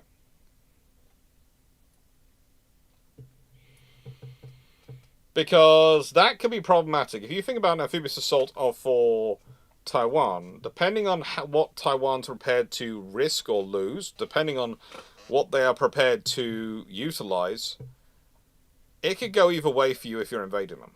It could go either way. And for China, this is a problem, because let's say, if Taiwan waits till you have done the first wave of landing troops landing on the island, and therefore they now know where your assault ships mostly are, and they then destroy your assault ships by some means,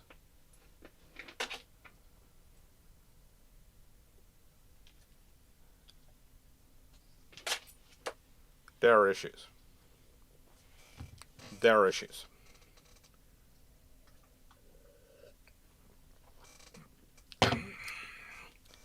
Joel Fredericks, I do notice that you like to have a lot of conversations in the chat, and are presumably expecting me to respond, but aren't using Q&A, and aren't using the question stuff. And I've been sort of trying to humour you by going backwards and forwards a bit, but it is kind of rude to the others who are sticking in as proper questions.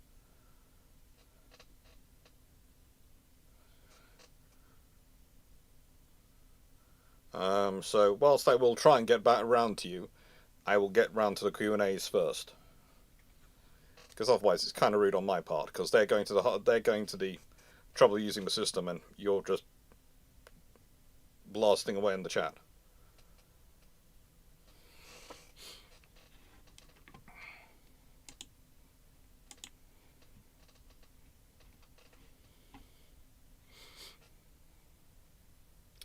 Now, I'd also say Taiwan isn't necessarily good to invade, because start looking at the water profile. Start looking at the depth of the water. The thing is, the deep water is all the other sides of Taiwan. They're all the points where, frankly, it's going to make it more difficult to deal with potential people coming in to support Taiwan than the Chinese side. The Chinese side is the shallow water, which is more easy for, ASW operations and limited access operations. And this is another problem. You have options, you can do it, but it's going to be kind of... You're talking about the waters which are easiest to mine. You're talking about the waters which are easiest to cause trouble in, and that's something which has to be thought about. Also, the Taiwanese have a large concentration of... They have aircraft, they have missile boats, they have submarines, they have land-based artillery and quite extensive artillery forces themselves. Again, if you are dealing with a concentrated amphibious assault,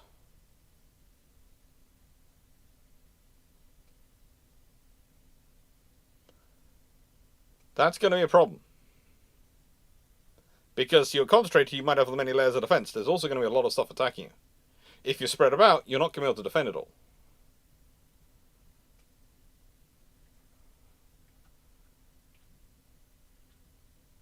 Now, again, I would point out that this area, the eastern coast, it's not the greatest port facilities. The better port facilities are all on the western coast. They really are.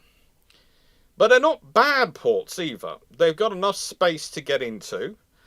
And again, you might need to bring some things with you, but also military sea lift, especially even sort of the British RFAs, things like the Danish Absalon class, and the US systems are all designed to use minimalistic port infrastructure. Again, one of the interesting things about NATO as a force structure is they are trained to go in when they think into ports, in those ports, which have been devastated. The British expected that they would arrive in Norway either before the conflicts happened and took place, or after the ports had already been annihilated. Their reckoning was if they were taking 3rd Commando up to Narvik, by the time they got into Narvik, it would be completely and utterly flattened in terms of its port infrastructure, and so they would be offloading the full brigade, etc. within 24 hours, complete offload completed, because that was the maximum they could buy time for with the air defense and assets they could bring, and they would have to offload everything on with no facilities. So, again, is it easy? No. Is it doable? Yes. Do you then have to work out how you're going to get from there? Yes. Again, these things happen. And defense in depth on island is usually the sea. But in Taiwan's case, they also have a pretty thick mountain jungle range, which does help provide some defense across the island.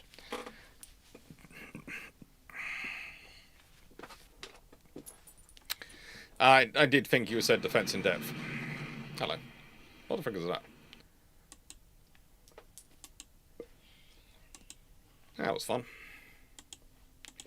Thank you, lions. Thank you, lions.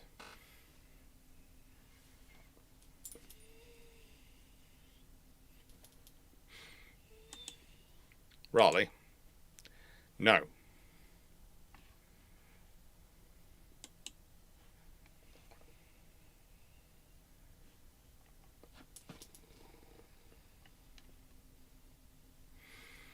Ah, poodles.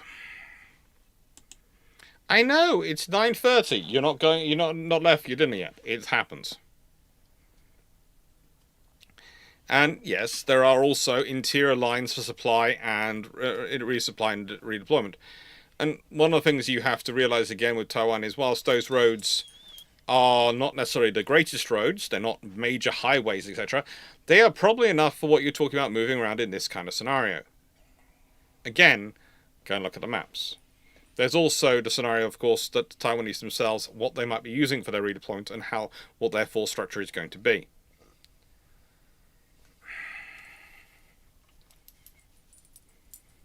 And as Mark Hartness had just pointed out, yeah, there's all sorts of interesting issues when it comes to going around the east of Taiwan. And then you've got the point I was making here. I mentioned 72 hours earlier.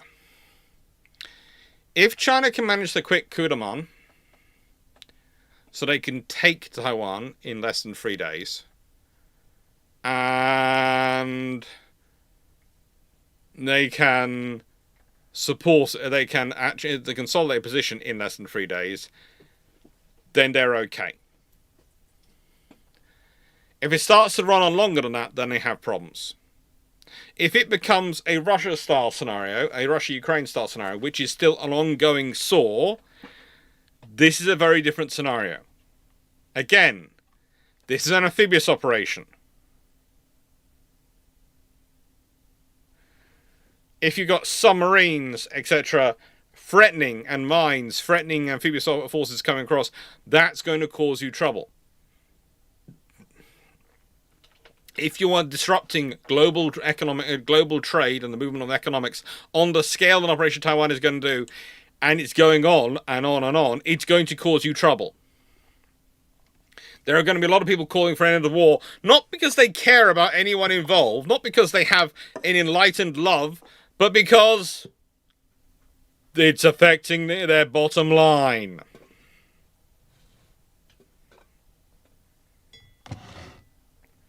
And the problem is, again, a coup de main, taking it out quickly, is incredibly difficult.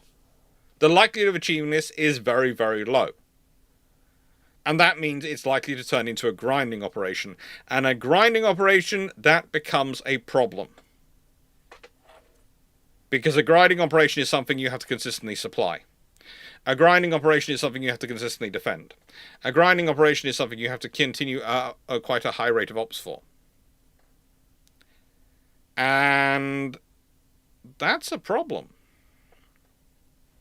Because again, achieving a high level of sortie generation, 4,000 sorties a day is the figure that's already been put in the chat, and I've seen it myself in various places. It's a lovely thing.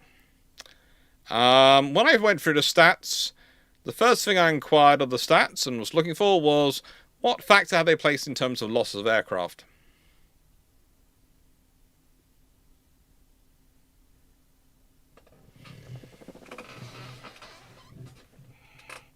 And it's not just loss of aircraft to enemy action, it's loss of aircraft to pilot error, to pilot tiredness, fatigue, to aircraft damage and then destroying themselves on arrival back home, and what other things they could take with them. Accidents. Damage to airfields. One of the joys of China is they've built a huge amount of infrastructure to support their attacks. They really have. But the trouble is, as his infrastructure is dialed in on the Taiwanese locations, and you can tell the Chinese are dialing in on it, the Taiwanese can also dial in on the Chinese locations.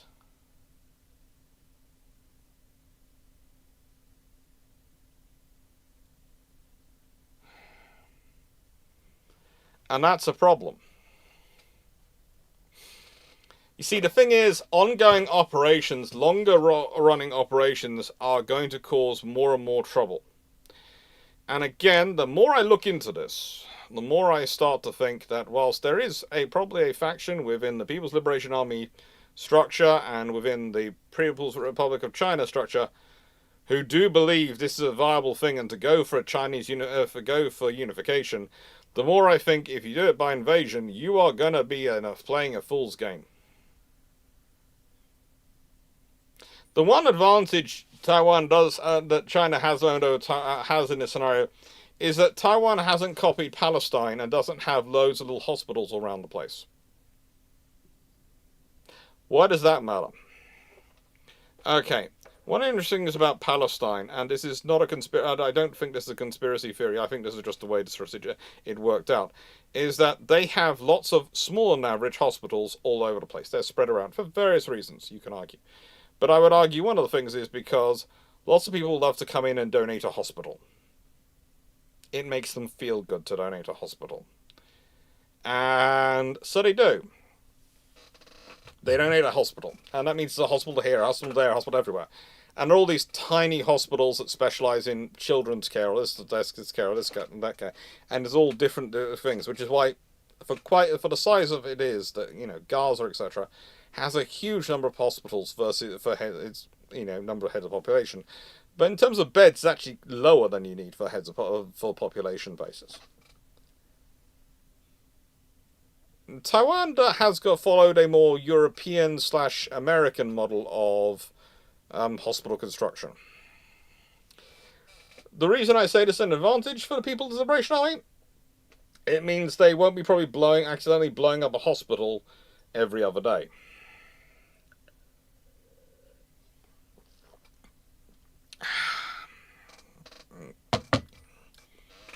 And hospitals are now the modern versions of blowing up churches. I.e., you do it, you're immediately got a lot of bad juju, and you're going to be dealing with a political fallout. Whether you like it or not, whether your operational is justifiable or not, blowing up a hospital doesn't look good.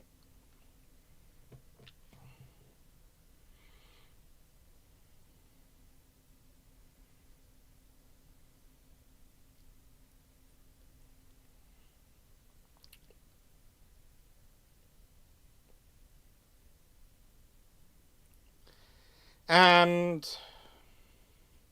that's the reality of it. China can have all these plans, and trust me, they have a lot of plans. They have some very interesting plans. Some very intriguing plans. And some of the discussions I've heard over the years in seminars between students.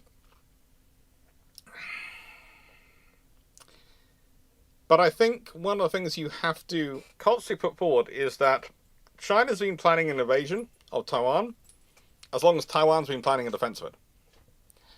And both sides have been doing a huge amount of human intelligence gathering. It's one of the fun things I find when people start talking about it. They often talk about China's penetration of Taiwan, and they go, well, they can do it because of this, this, and this. And they're right. But Taiwan's also penetrated China. We know that. And we also know that for China, they want to say there is a lot of internal politics going on, riding on various parts of these things. Taiwan, this is about survival. For China, this is about perception of success and achievement. There is a difference going on there. A big one.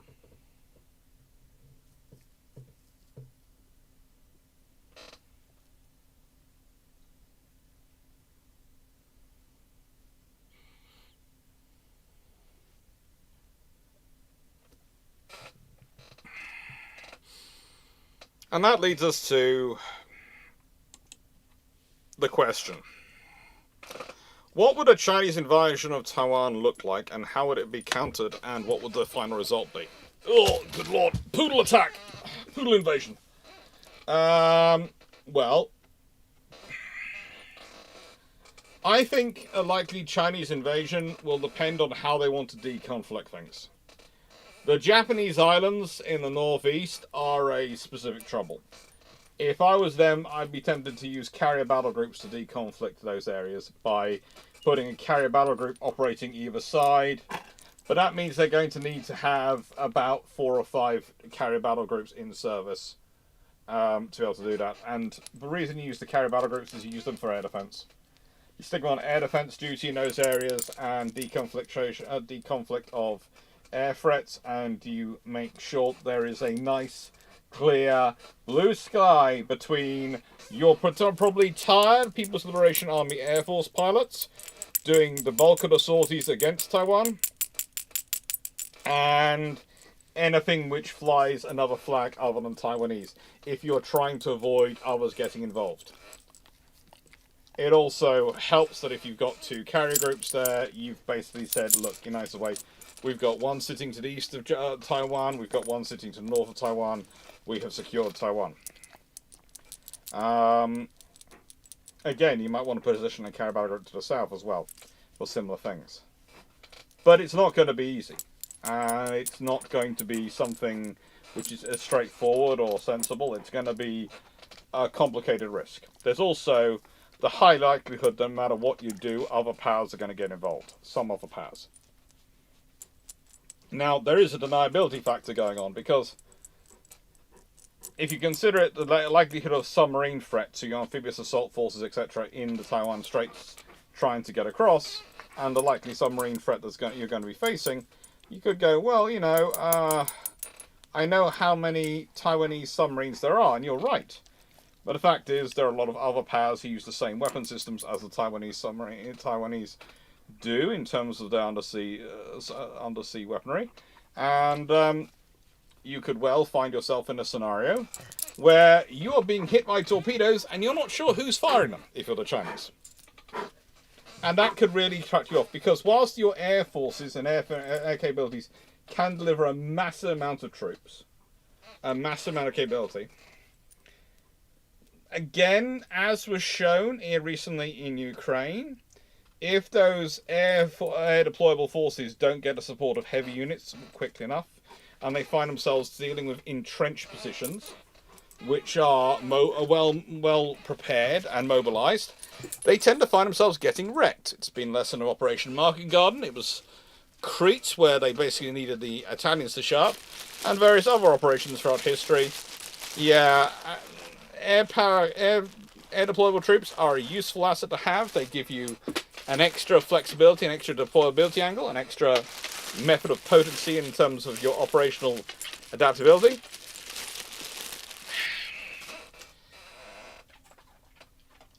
They are not a panacea.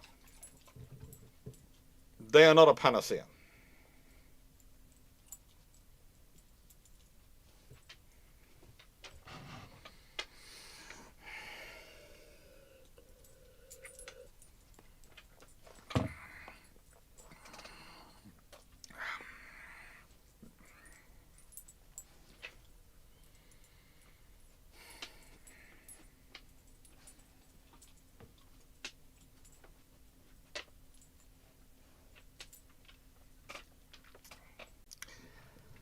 Now,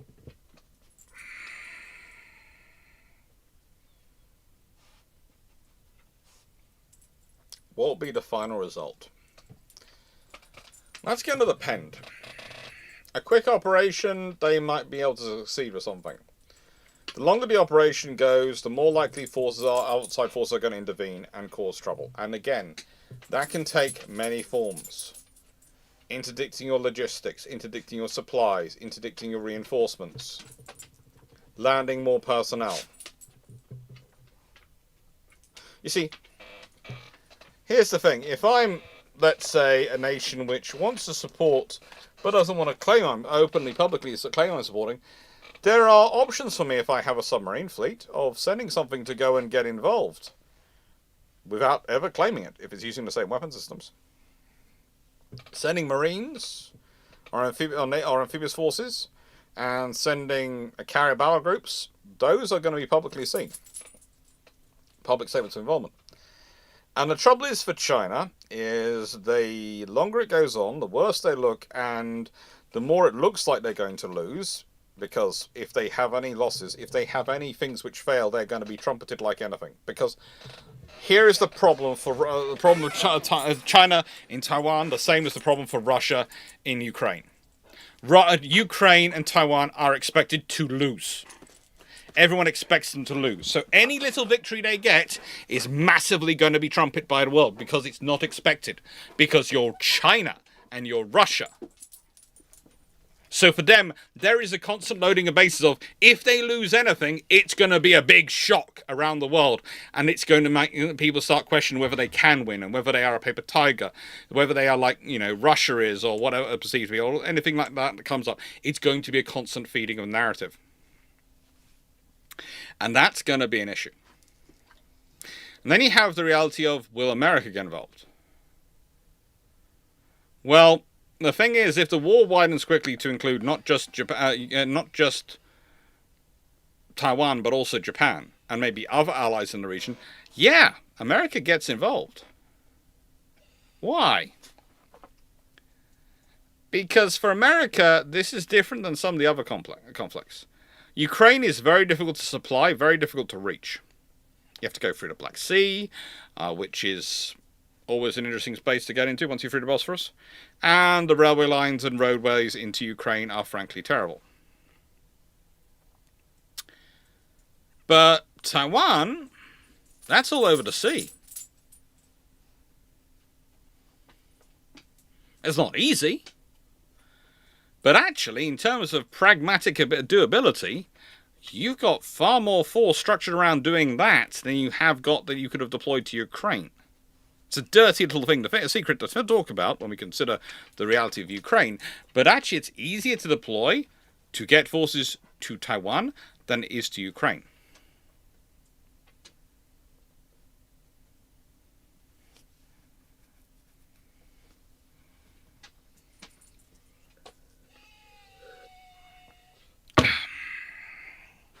No. They'll come for you when it's your bedtime. Until then, no. We run according to the human calendar in this house, not the Ralsonian calendar. I know. You find it disturbing. And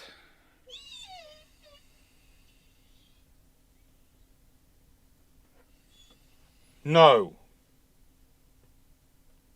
I'm trying to do this. I said I never work with children or animals.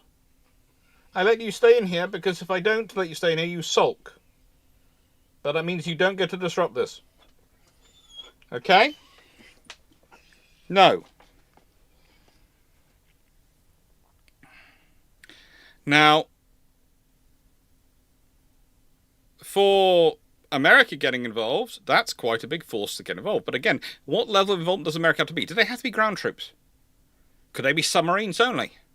Could they be carrier battle groups? Again, if you can put enough submarines into the waters around Taiwan and that area, you can rapidly restrict, especially considering the current capabilities of American submarines versus Chinese submarines, which the Chinese submarines are getting better, don't get me wrong, but they are about 10 years ahead of the Russian ones, I'd say, at their current tech development, tech base.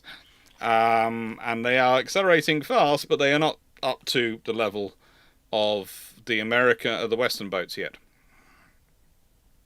Mainly because of the sheer amount of effort which has been put into them. You must remember again how long it takes sometimes to develop these things. Because if you consider with submarines, it's with surface ships, it's sort of easier because you can go, right, and we can use navalized versions of the missile systems and radars we developed for land. Submarines, we need to use a whole different new sonar system. Is it the same we fit on the ships? Nope. Okay, a whole different style of naval architecture. A whole different... Yeah, these things take time. It takes time for everyone to do them. It's one of the interesting things I get when sometimes I talk about it. People go, well, you're a Western supremacist. And I'm going, no, the Westerners started earlier. They are ahead. Not by as much as they would like to be, because guess what? In the 1990s and 2000s, they decided it was going to be wars of choice and no one ever challenged them ever again. And now look at the stupid position they're in. But they are still ahead by the skin of their teeth. By, far enough for it to count. And so I think you could end up seeing the subs being a major part of this war, if it happened, in trying to interdict and prevent resupply. I could also see a great deal of drones and uncrewed assets. Taiwan has made huge investments in those. And a lot of stuff is being trialled in Ukraine. And they're getting a lot of experience doing it.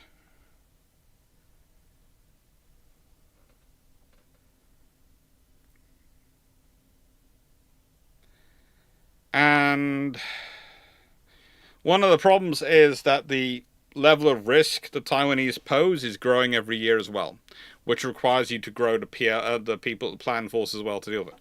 And you can do that as long as the remainder of the planned forces can really focus on this. China can focus on naval forces as long as they don't have to secure their massively large land borders.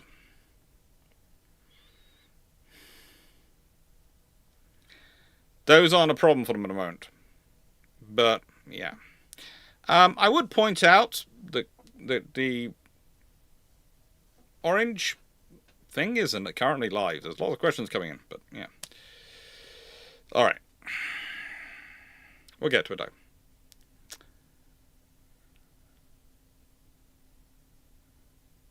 So, it's going to be interesting, is what I would say. I would say it's one of those scenarios. I've had students look at this over the years, and many have concluded that for China, Invasion is definitely the worst option versus peaceful reunification. But if you are going down the invasion route, you need to get it done quickly. Time works against you.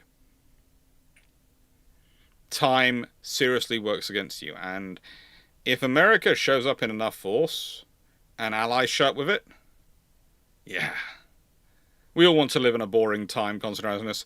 It's fun to live in a boring time. A boring time is peaceful where I get to drink my own brew in peace.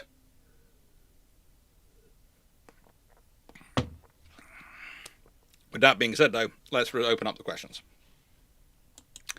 And what I'm going to do is I'm going to do this, this, and this.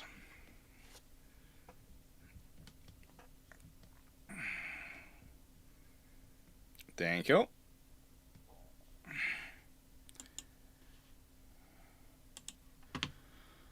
So, how about infiltration fifth column methods, including filling warehouses with dual-use goods convenient for invasion forces? That always sounds like a really clever idea until you actually try and do it. A, it presumes there's enough warehouse space available for that to be a practical purpose, and hireable in Taiwan for that to be a practical purpose, and not in demand. With Taiwan's trading economy, frankly, you might get away with it, but it's going to stick out like a sore thumb if you've got stuff sticking around for too long. So you ain't going to be able to... You've got a window you can put it in, and that window is going to be interesting. Also, fifth columnists... Now, fifth columnists can occasionally be a good possibility.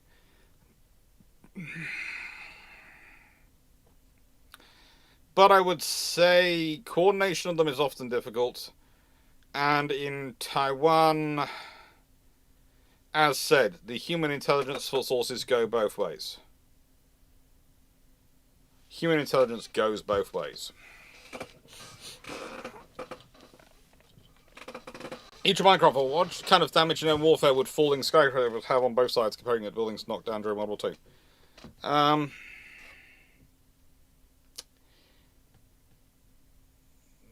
I would say it's going to depend. If those skyscrapers have been evacuated because of sirens going off and they've already been evacuated, and they're falling down, they're going to create a massive amount of rubble, and a huge area of very interesting terrain to try and traverse. And here's the really dirty little secret. Urban warfare in cities which have not been converted to rubble is difficult to impossible. In urban warfare where cities have largely been converted into rubble, that becomes a nightmare. Rubble is such it creates so many problems for engagement, so many ambush points, so many points where it's just problematic. If the US intervenes and PRC state the carriers to support the invasion, do you think the planned carriers would be targets? Oh, the US would take out the carriers first, and probably everyone will be targeting the airfields at the same time. It'd be a really interesting. There's going to be some really interesting stuff in this one, because it might be that the USA draws a line; they won't hit targets on the PRC mainland, so they don't expand the war, and the war is just over Taiwan, but the naval assets are able to be done. It will be all interesting to see what the rules of engagement end up being. Well, if the US... answer that one. Would India be involved in any invasion scenario? India and China's relations are best described as two people walking along arm in arm while both has a pistol behind their back to point at their shoot at the other. They are a very interesting relationship between India and China, and we'll see what happens. Infantry Marine. Do SSGs and SGNs increase the risk of an attack like Pearl Harbor, or non-first strike like Toronto? They basically, if I was Taiwan, I'd be looking at VLS cells for all my submarines, so they have a counter-strike capability to cause trouble. But yeah,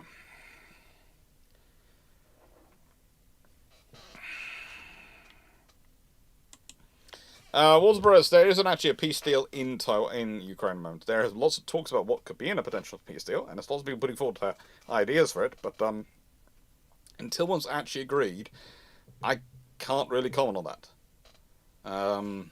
When there's actually a peace deal agreed and accepted, and I would caution everyone, as I did when this was for discussion last week, or rather a week ago, a couple of weeks ago, be very cautious on peace deals and people's claims on peace deals, because until they're actually signed, sealed, and everyone's agreed to it, they are just pieces of paper with wishes and hopes on. That's all.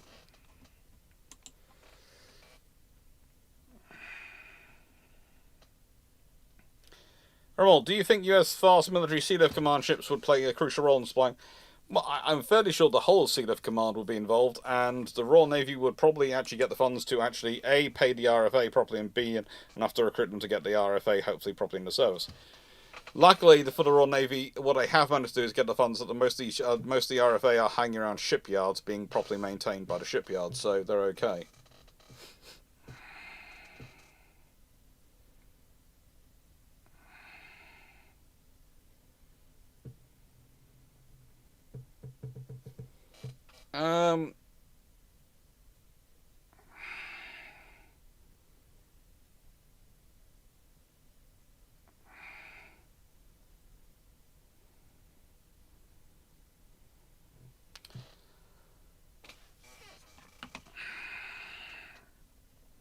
Anyway, why did apartheid South Africa feel the need to develop nuclear weapons? They thought some might intervene to stop apartheid. Ramol, do you think the feasibility of invading Taiwan today is like the Germans trying to invade UK back in 1940, which geographically not a great place to conduct an invasion? Look, it's more feasible for PRC to invade Taiwan than for Germany to in UK in 1940, because the PRC actually has the shipping, and the trained forces, and the superiority in air power and firepower to be able to realistically push it through. But invading Taiwan is still not a good idea. Not a good idea.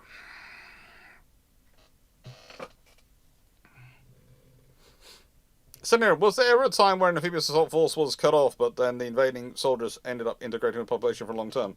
There are a few really interesting Roman campaigns like that.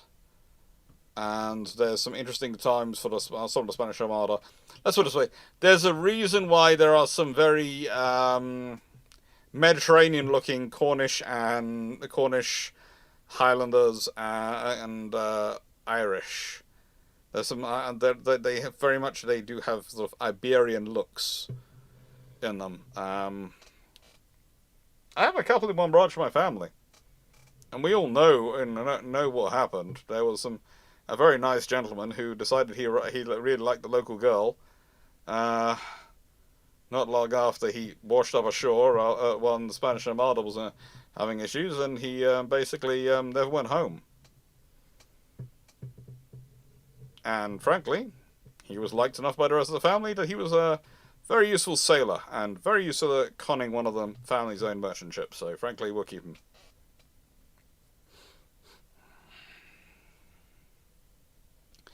Senator Nero, was there ever a time when an amphibious assault force was cut off? Answer that one.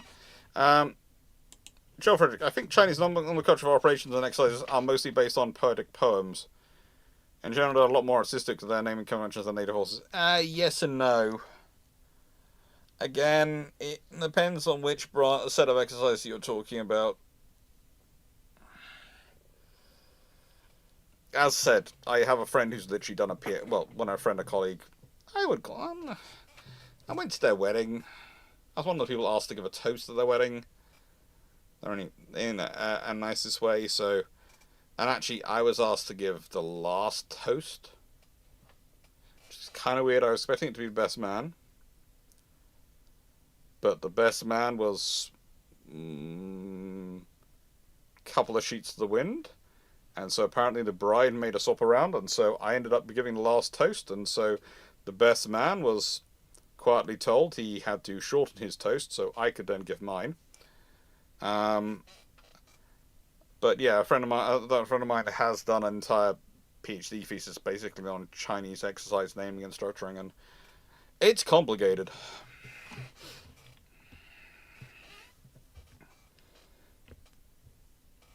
Ramon, do you think the defense of Taiwan for the Republic of China would it be better? There's a reason why I call them Taiwan rather than Republic of China throughout this video. Do you think the defense of Taiwan would be better to conduct defense and debt strategy and play for time, or make an effort to concentrate the first line defense for an easy win? I think they are going to need to be able to do both. I think they're going to be able to defeat the raiding forces and stop raiding forces getting ashore in places at the coast. But the major effort they might want to let come in and the first wave before they concentrate their attack assets to destroy the amphibious shipping. If they can destroy the amphibious shipping, then they have an advantage.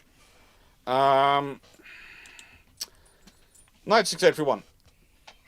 Given US Cutlass Haishi is reaching the end of her service life next year and her hull is 82 years old, potentially still gets used. A nice way I don't see the Taiwanese aren't really big on getting rid of anything. They really aren't.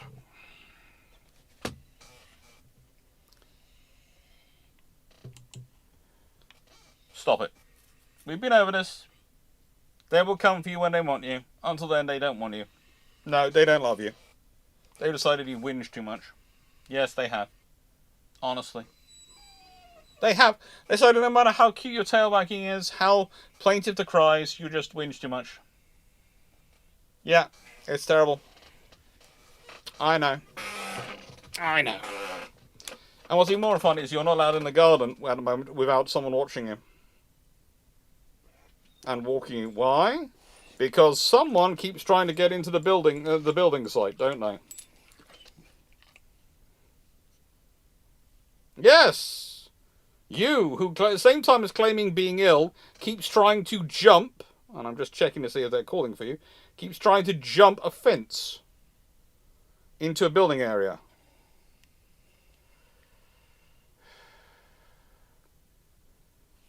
You're a nutter sometimes, you really are.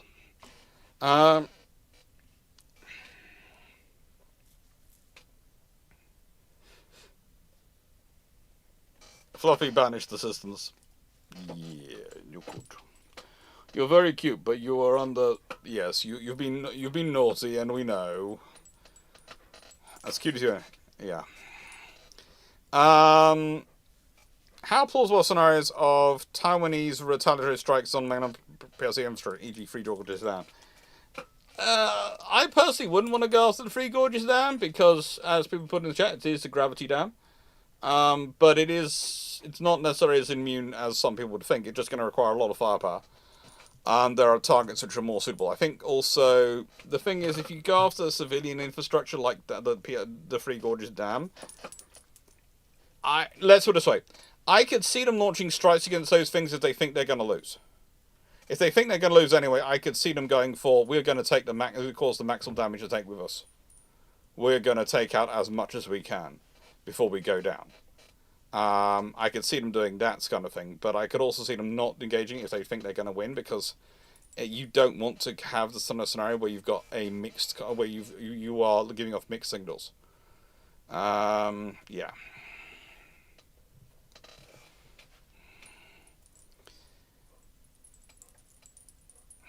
Look. Came out of the hospital with a bandana. He's been thinking he's he's a Christmas thief. Look at this bandana. He's very happy with it. Yeah. It's a kerchief. But yeah, so I don't see them going after them in terms of their routine targeting, but I do see them as potentially being something they go after if they think they're going to lose. Bowman Boy, would it be possible for the US or UK to hide their submarines involved in a conflict? If not, potentially. For the Americans, the British it's more difficult because their torpedoes are different. But the Americans use the same torpedoes. Broadly speaking.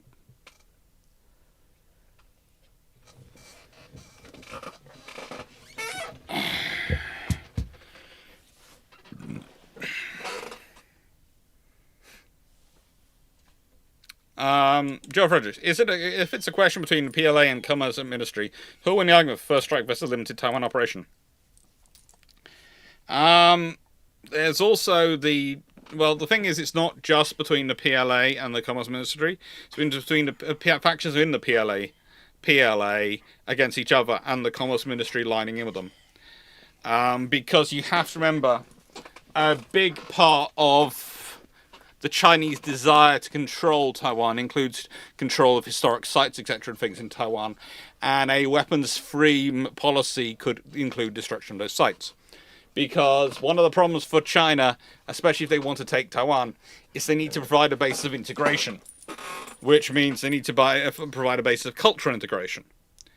And the problem here is, if you destroy the culture and then you plaster over it, well, in the nicest way, you create martyrs of culture. People remember what was taken from them. Whereas if you can take the culture and you can convert it to your own purposes, the theory as it goes, you can convert the people. So the fight about a minimal and maximal is actually within the PLA. And I would say, realistically, the Chinese, if they're going for a sensible operation, are going to go for the minimal. Because if they go for the maximal, then they're just going to create a very, very hard fight.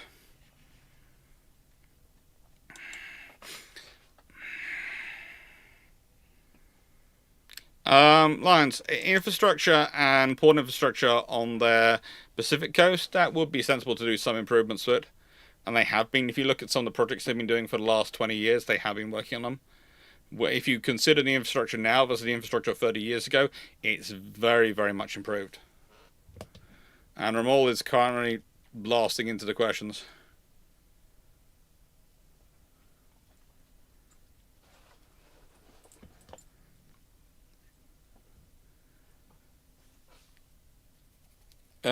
I have no idea. It would depend on the type of ship. For Aurora, it would depend on the type of ship. Michael Cooch, if the USN subs are the 100% solution, would it be fair to describe China as a 70% capability? No, I'm not saying the USN subs are 100% the solution or China's 70%. I'm saying the American subs and so forth at the moment has an advantage to and a possibility to swing the capacity, because they could, relatively speaking, although they'll run out of torpedoes quickly doing this, take out a lot of the large vessels which are critical to maintaining the supplies. China has a large number of small vessels which will be involved in the resupply operation. They really do. But you need the large vessels to get the numbers and the mass of supplies across. And if they're taken out, then you have problems. And if you can cut off resupply, let's be honest, if you have a whole load of troops in China, from China in Taiwan, and you're getting through a third of the supplies you need every day to sustain those troops, you're going to have trouble with the fighting. I'm getting another drink. You keep licking your paw. You're a good boy. You are a good boy. I will see. I've seen my phone's vibrated. Maybe they want you.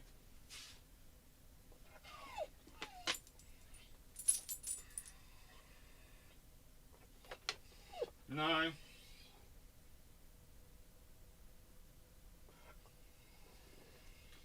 No. Sorry, Fluff. No.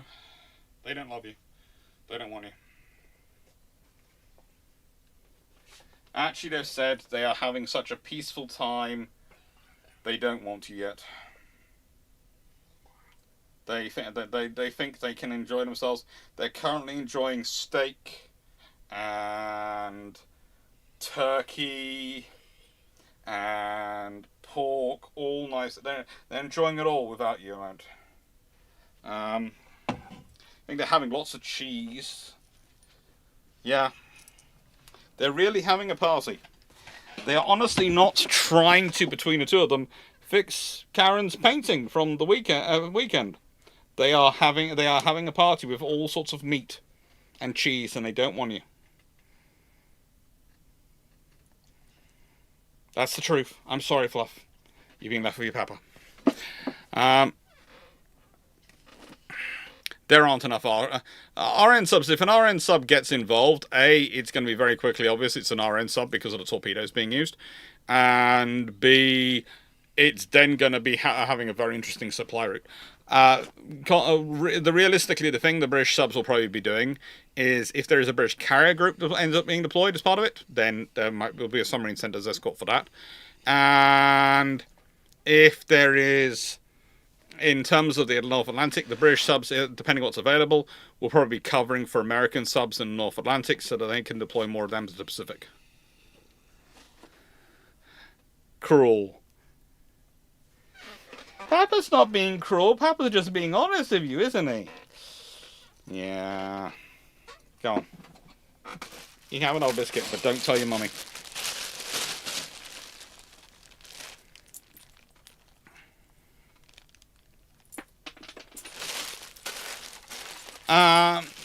Joel Fredericks, I think Francis Fukuyama's famous End of History book remains a perfect microcosm of everything wrong with the piece of in the 19th. There are so many different books like that. For me, it's Yes Minister. Usually I use the book version. Carl Gaswood. Planned submarines. How useful in advance are these AIP boats?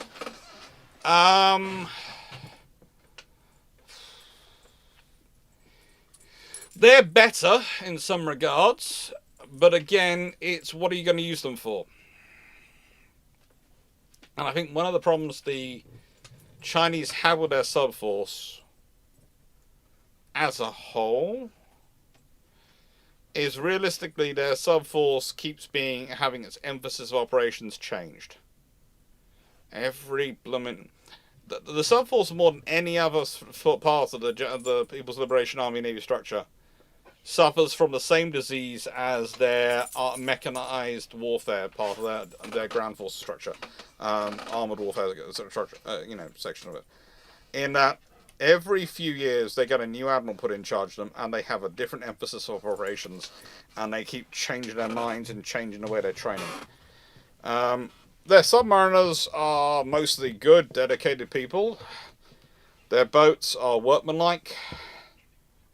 They'll put them to as good a use as anyone is going to possibly get out of them, but yeah.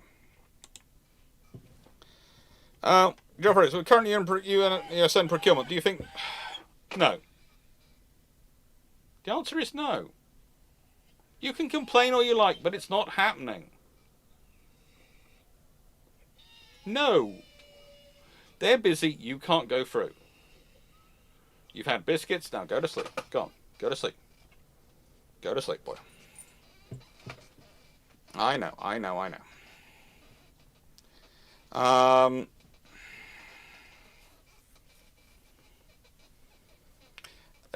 We're currently using procurement. Do you think People's Liberation Army will wait till superiority in numbers of major surface vessels, barring carriers, vis-a-vis the USN? I doubt it. Let's put it this way. Superiority in numbers is not something which is they'll probably work towards, but I'm not sure how do I put this, how reliable that's going to be, because for the Chinese they also have to replace a lot of their older units. Because one of the things I just saw interesting recently was some of the destroyers that were being counted for their numerical superiority of destroyers, and I was going, yeah, if you're talking about the 52s, they're good. I'm not sure about some of the other destroyers you want to counter that full structure, because the only way you make those numbers is if you count more than Type 52s and 55s. Much more. Hello. Yes, you're good. Okay. Do you mind? I'm working. Alright.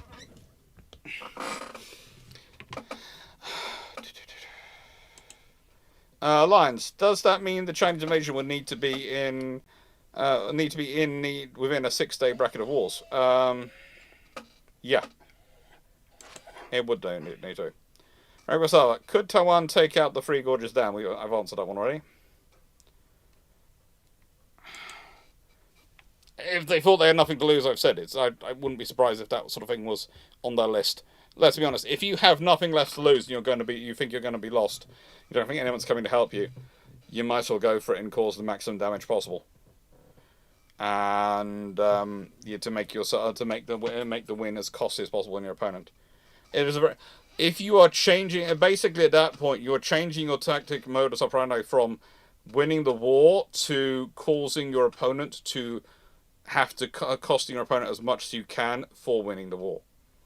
And if you do enough damage to the Three Gorges Dam, you create so many issues for China. It's not funny.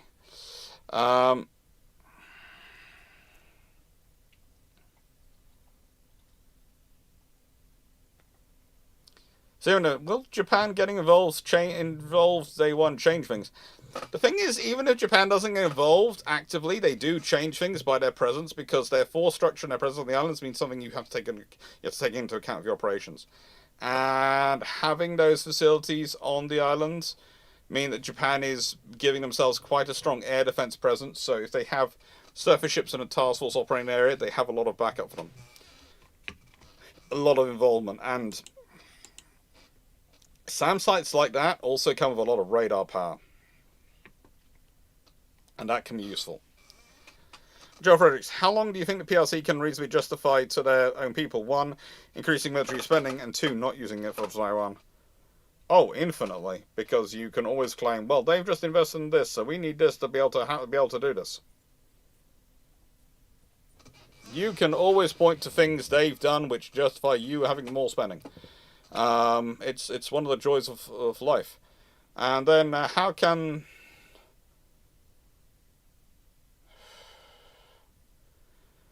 Well, how can the Republic of China Air Force contest the People's Liberation Army Air Force quality advantage, considering US has been unwilling to sell them 5th gens? That's one of the interesting things, because... Okay. I think one of the reasons why the US has been unwilling to sell Taiwan 5th gen amount is because... Does it make any sense for them? What is the profile America wishes Taiwan to pursue? An air defense profile. And realistically, there's only one air defense 5th gen aircraft, and that's the Raptor. The F-35 is capable of air defense, but it's a strike fighter. It's capable of doing that role. For carriers and these sort of things, it's perfectly fine. But realistically, it's a strike fighter.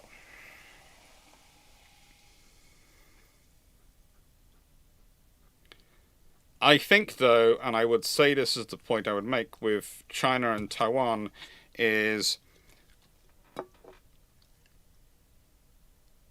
what is the policy Taiwan is going to pursue?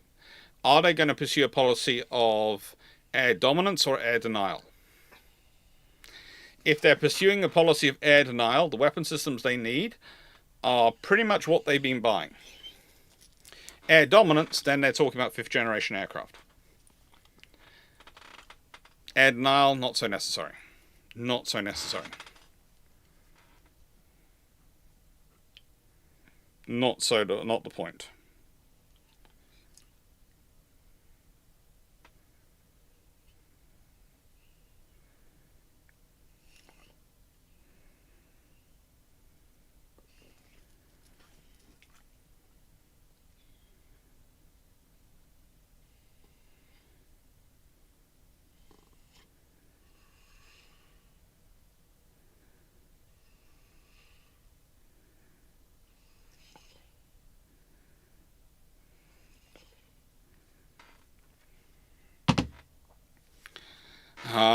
That's the reality of it. So, I think no. Seriously, I'm trying to answer these questions, and you're disrupting. And I want to give the people the quality answers they deserve. I'm trying to do it, and it's not changing for you. It's not changing the scenario. I know there are things you want to do. I know you want to go to bed. But you can't do it until someone comes pick you up. Okay? Someone should be coming soon. Once they finish with what they're doing. So, basically, is they're pursuing a policy of air denial. then pretty much what they've got can do that, and they're going for air defense missile sites and aircraft which are going to disrupt enemy aviation formations. But we'll see how that develops. I think also you might see a lot of drone aircraft development, and I think I wouldn't be surprised if Taiwan also ends up being a customer for Tempest. I could see that being a program, because Tempest is very much structured on replacing Eurofighter and those sort of assets in the performance paradigm of Britain and Japan, and I could see the Tempest program being attractive to Taiwan as well.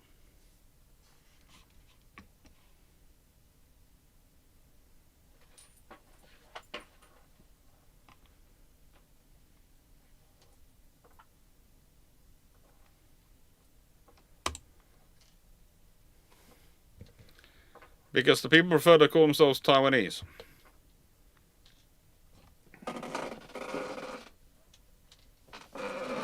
Raleigh? What the frig are you up to? They'll be here in a bit. They will be here in a bit. Well, are we going to see US boots on the ground like Marines and Airborne Forces in Taiwan? I mean, how feasible is the US Marine Corps and Airborne to Taiwan? It's feasible for them to get there, and they might go there, but I doubt it. It's going to depend on the situation. If they can get subsurface assets and aircraft carriers in range quick enough to limit the ground force penetration of the PRC into Taiwan, and then they can leave it probably to Taiwan's local forces if they can stop those PRC forces being supplied. If they can't stop them being, if they are more delayed, then they might well need to send in reinforcements. And that's going to be the interesting thing.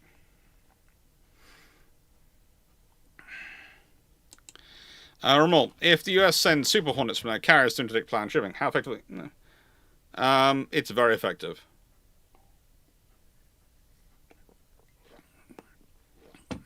These days you do things like aim for the engine rooms.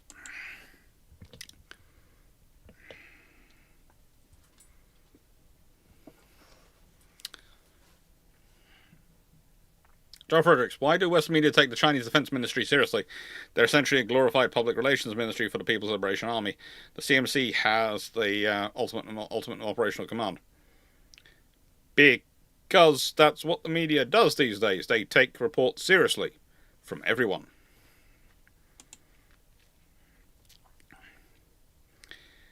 If PRC's... okay...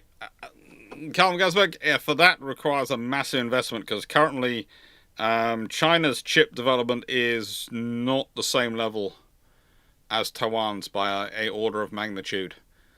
It's good. They produce good quality chips, but they produce chips which are about 4 or 5 generations in terms of tech behind at the moment. They're very good for things like cars and fridges, but not very good for smartphones and computers in terms of large volume production. Could they surpass it? Eventually they could. And if they do, that's a problem for Taiwan, which is probably why Taiwan is so keen on keeping investing in it and growing it. And for China, they have to balance their investment with a lot of other things.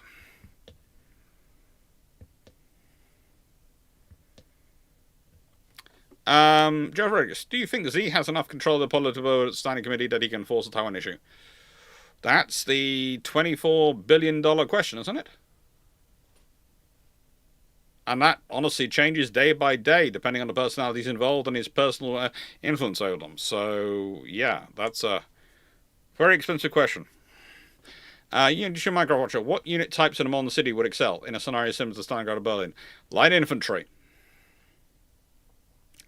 Light infantry. Probably with some motorized vehicles to assist them. Wheeled vehicles probably the best to assist them.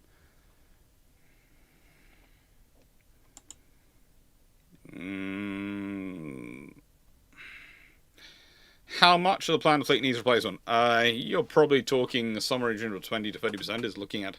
I'm looking at going, you wouldn't want that in a modern war. But there again, they'll use it for other things. They'll use it like the British used the C's and the D class cruisers in World War II. They'll be used for other things.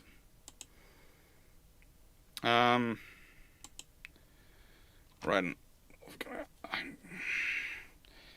We've got a fair number of questions on that, so I think I'm going to do...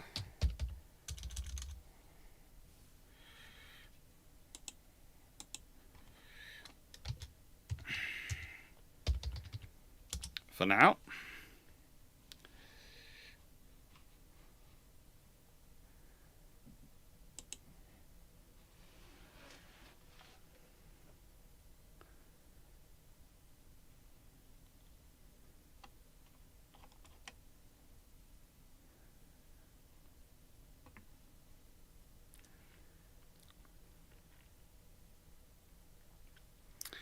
Bloomberg Economics has estimated the war of Taiwan could cost a staggering $10 trillion, equivalent to 10% of global GDP. Yeah, that would sound like a good starting model. I've seen estimates which have gone up to 3 times that, as you have knock-on consequences. So, yeah. It'll be expensive. And yes, that is trillion, with a T. Happy Thanksgiving to anyone who's having it today, by the way. I'm British, so I do take mild offence. You have a turkey dinner rather than a roast beef dinner to celebrate getting rid of us. Should be a roast beef dinner, but okay. Colonials.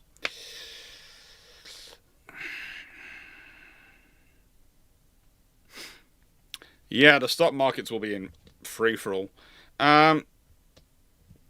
Why do you think Taiwan's stockpile of Patriot missiles... Sure, there are more questions after that.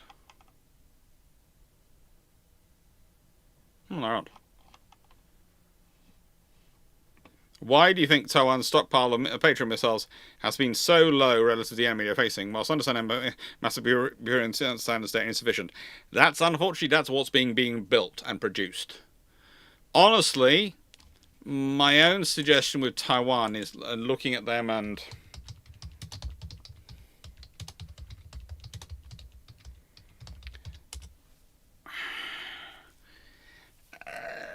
the interesting thing with Taiwan is that they have been working consistently for quite a long time to produce a lot more missiles domestically.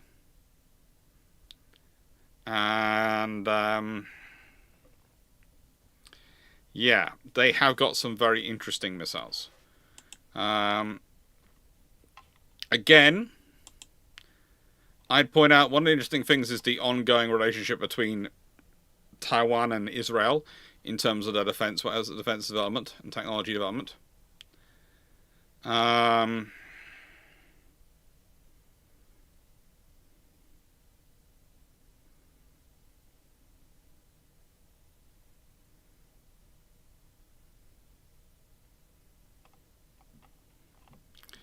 But yes.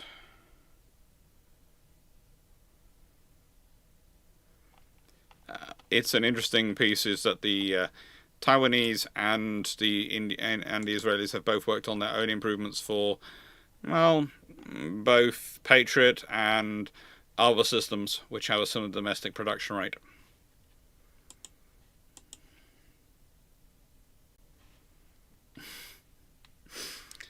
I keep seeing in triplicate the message of just think of the stock markets from Lions is just coming through everywhere at the moment. It's almost overwhelming me.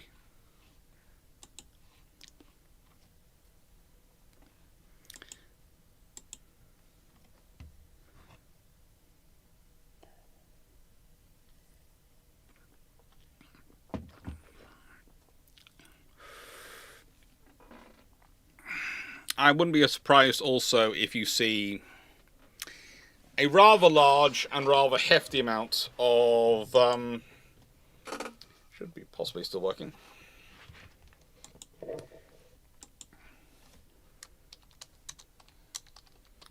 Seeing as I never got an acknowledgement for that.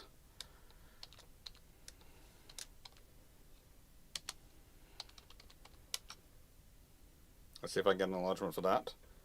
If I don't, yeah. Question received. So the close button didn't work, so I'd have to do index. Okay.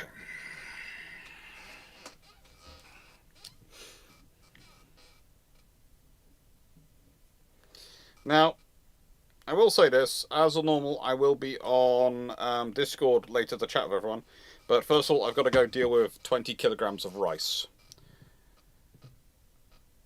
In my defense, let me explain. The 20 kilograms of rice arrived from Amazon today as well. I ordered a single bag of 20 kilograms of rice. I've done it before. About every couple of years, I need to order rice. Makes sense, okay? Deals with my family rice supply for 2 years. Cost me about 30 quid. It's done.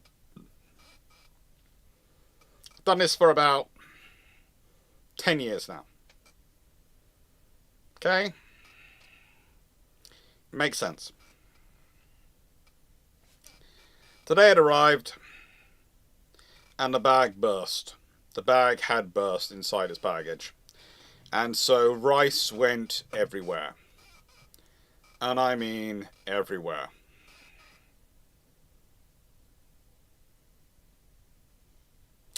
So yeah, that was fun.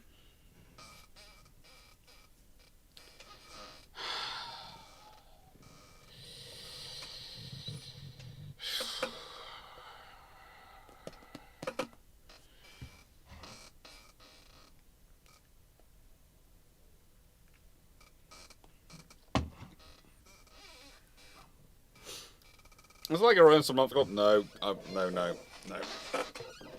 Literally, what are they called? I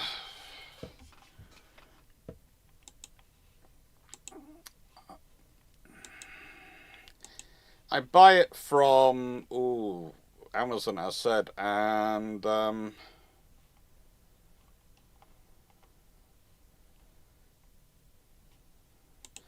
yeah, it comes from it's Lela basmati rice, and it's yeah, it comes in a 20 kilogram bag, and it's good quality rice.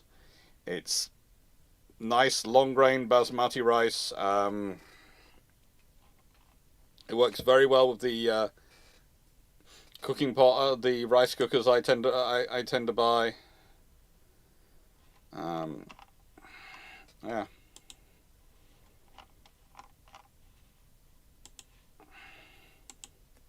It makes sense.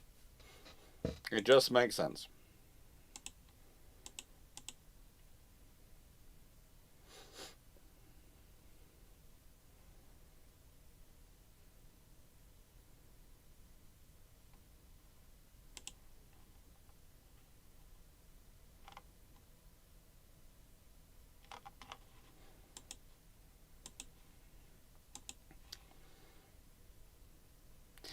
It was Amazon Prime delivery themselves.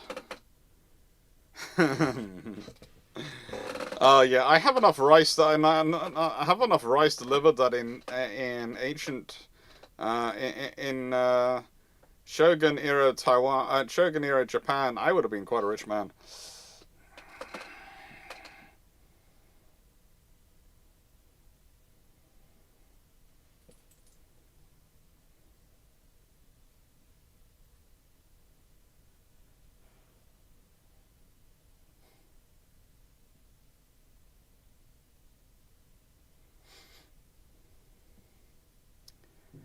Yeah, also, I would like to point out rice goes everywhere.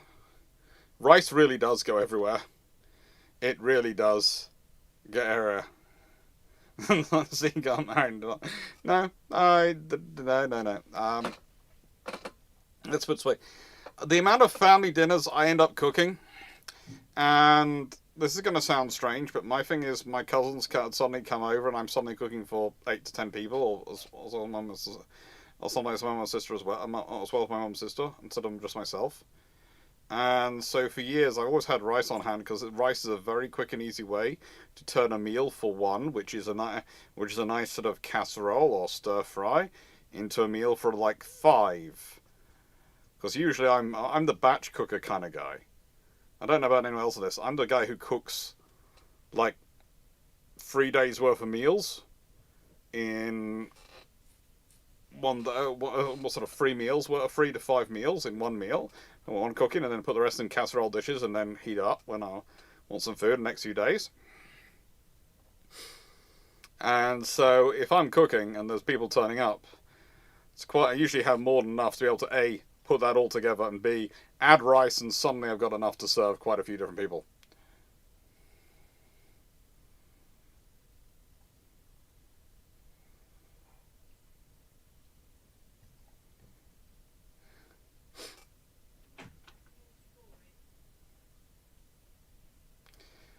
For all the chips, I envisioned the war to have a Samsung washing machine donation to drive salvage chips from house appliances for drones. Could one actually have that as a possibility? What do you want? Have you got a bowl here? No. I fed him in the lounge. You've got his topper. Do not... Stop giving him toppers! Yes, my sister is advertising the Wainwright's topper. They don't fund me. You're giving them a free advertisement. Bet even told me to go and get them today.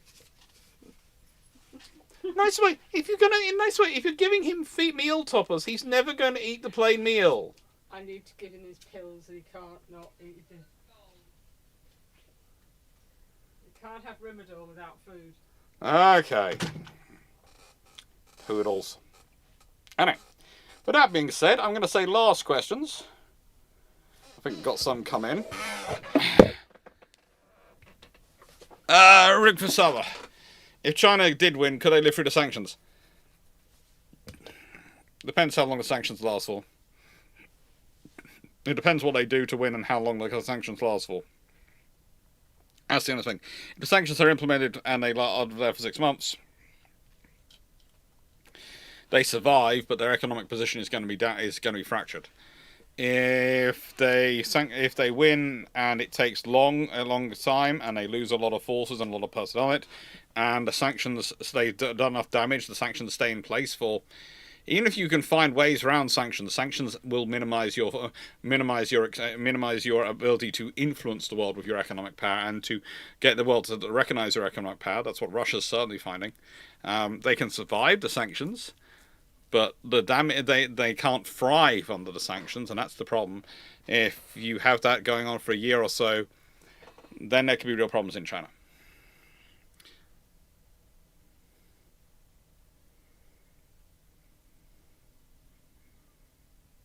Phil Williams, not as bad as 25 kilograms of dried peas, you poor sod. Sorry, Phil, but you poor man. 25 kilograms of dried peas rolling around the galley in rough weather in the Arctic? Good luck.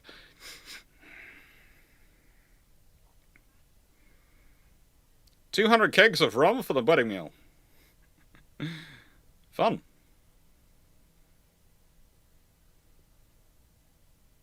Oh, good lord. No, stop. I do not, in the nicest way. Let's put it this way. I have 2 ex-girlfriends who were both Spanish inclination. One was half, one was fully Spanish. And I am not getting into the paella wars, okay? I've also dated an Italian in my past. I am not getting into the pasta wars, I'm not getting into the paella wars, and I am definitely not getting into the pizza wars other than to say that pineapple is a fruit and should not be on a pizza. Okay? That is it. That is all. My only statement when it comes to pizza, and I'm not getting involved in those wars. I have seen those wars up close and personal. I have suffered the scars of those wars. I'm not getting into them.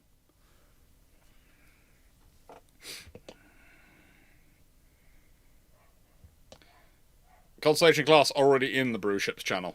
Nights a good run. Let's see. We answered that. Answer that one. Joel Fredericks. If Z successfully reunifies Taiwan, he'll outshine Mao in fame and achievement for the Chinese. Do you think this might be a consideration for him? Legacy hunting is quite normal for old men. Carmen goes back, but how big a part of the world would oblige the sanctions against China, Russia and Iran, if all 3 are sanctioned? It will be interesting, but the thing is, the effort of getting around sanctions often causes them much trouble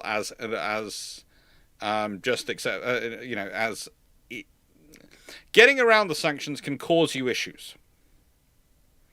And it can also make you subject to very interesting agreements. I look at the India-Russia agreements going on at the moment, and how one-sided they are because of the sanctions. Because Russia's facing sanctions, India is being a little bit naughty. They know they're being naughty, but they're using it to impose things on the Russians, which the Russians would never normally accept. The deals which Russia is accepting under the sanctions regime are really nowhere near as good as they were here normally. And this is the problem. People will still do deals with you when you're under sanctions. But the deals they'll do with you are not going to be great.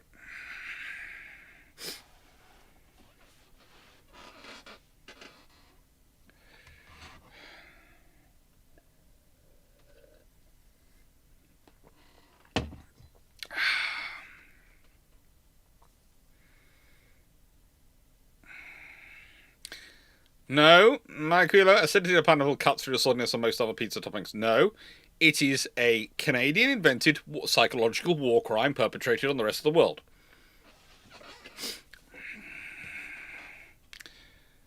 Joe Fredericks, so far the PLA has been staffed with hawks with a type of parents PLA are normally given.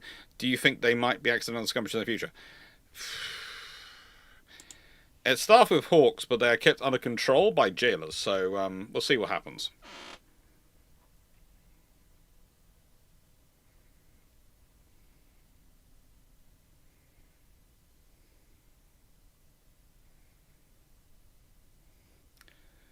Who's torturing the bot?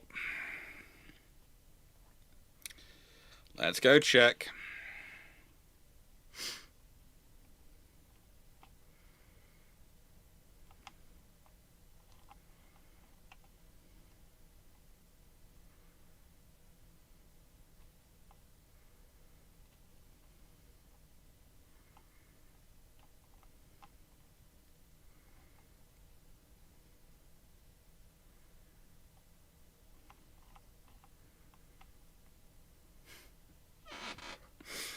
Okay.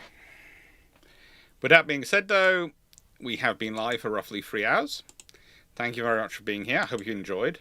As said, the recorded video is up and is waiting, and the review, the key books review tomorrow, is all about French naval aviation. It's gonna be the French aircraft carriers book, because it came to me brand new and it's really interesting.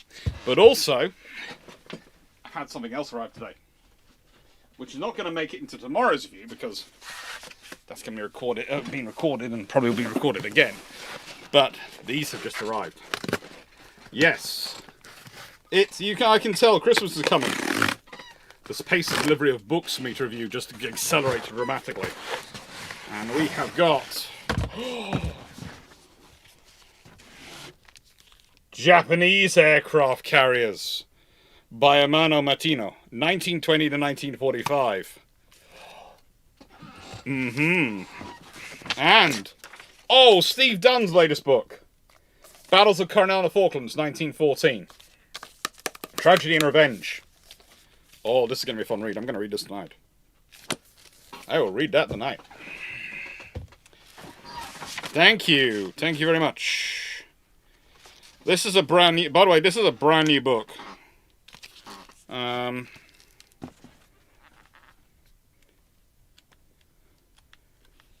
Amano Martino was an Italian naval historian. He's published Japanese battleships and Japanese cruisers, and this is his latest book. So it's published by an Italian historian's take on the Japanese aviation, and I've been looking forward to get this. I have been looking forward to this. This is a good book. Okay. Alright, maybe tomorrow's changes into Key Ships aircraft carriers, and I re-record it tomorrow morning with 2 carrier books. Possibly 3. Add in a British one as well. So tempting. British and American ones as well.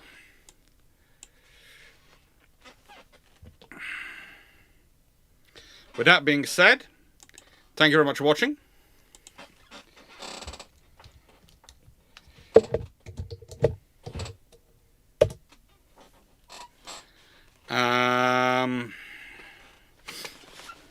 It's going to be, hope you enjoyed. Hope you found it useful. And yeah, questions are now closed. Hope you enjoyed this, and thank you very much for watching. Take care. Thank you very much, everyone, for being here. And thank you for joining me on Twitch and on YouTube and chatting away all evening. Thank you for being here. Hope you enjoyed. And as I said, I will be on Discord in a bit after I've gone and dealt with the big pot of rice which went everywhere.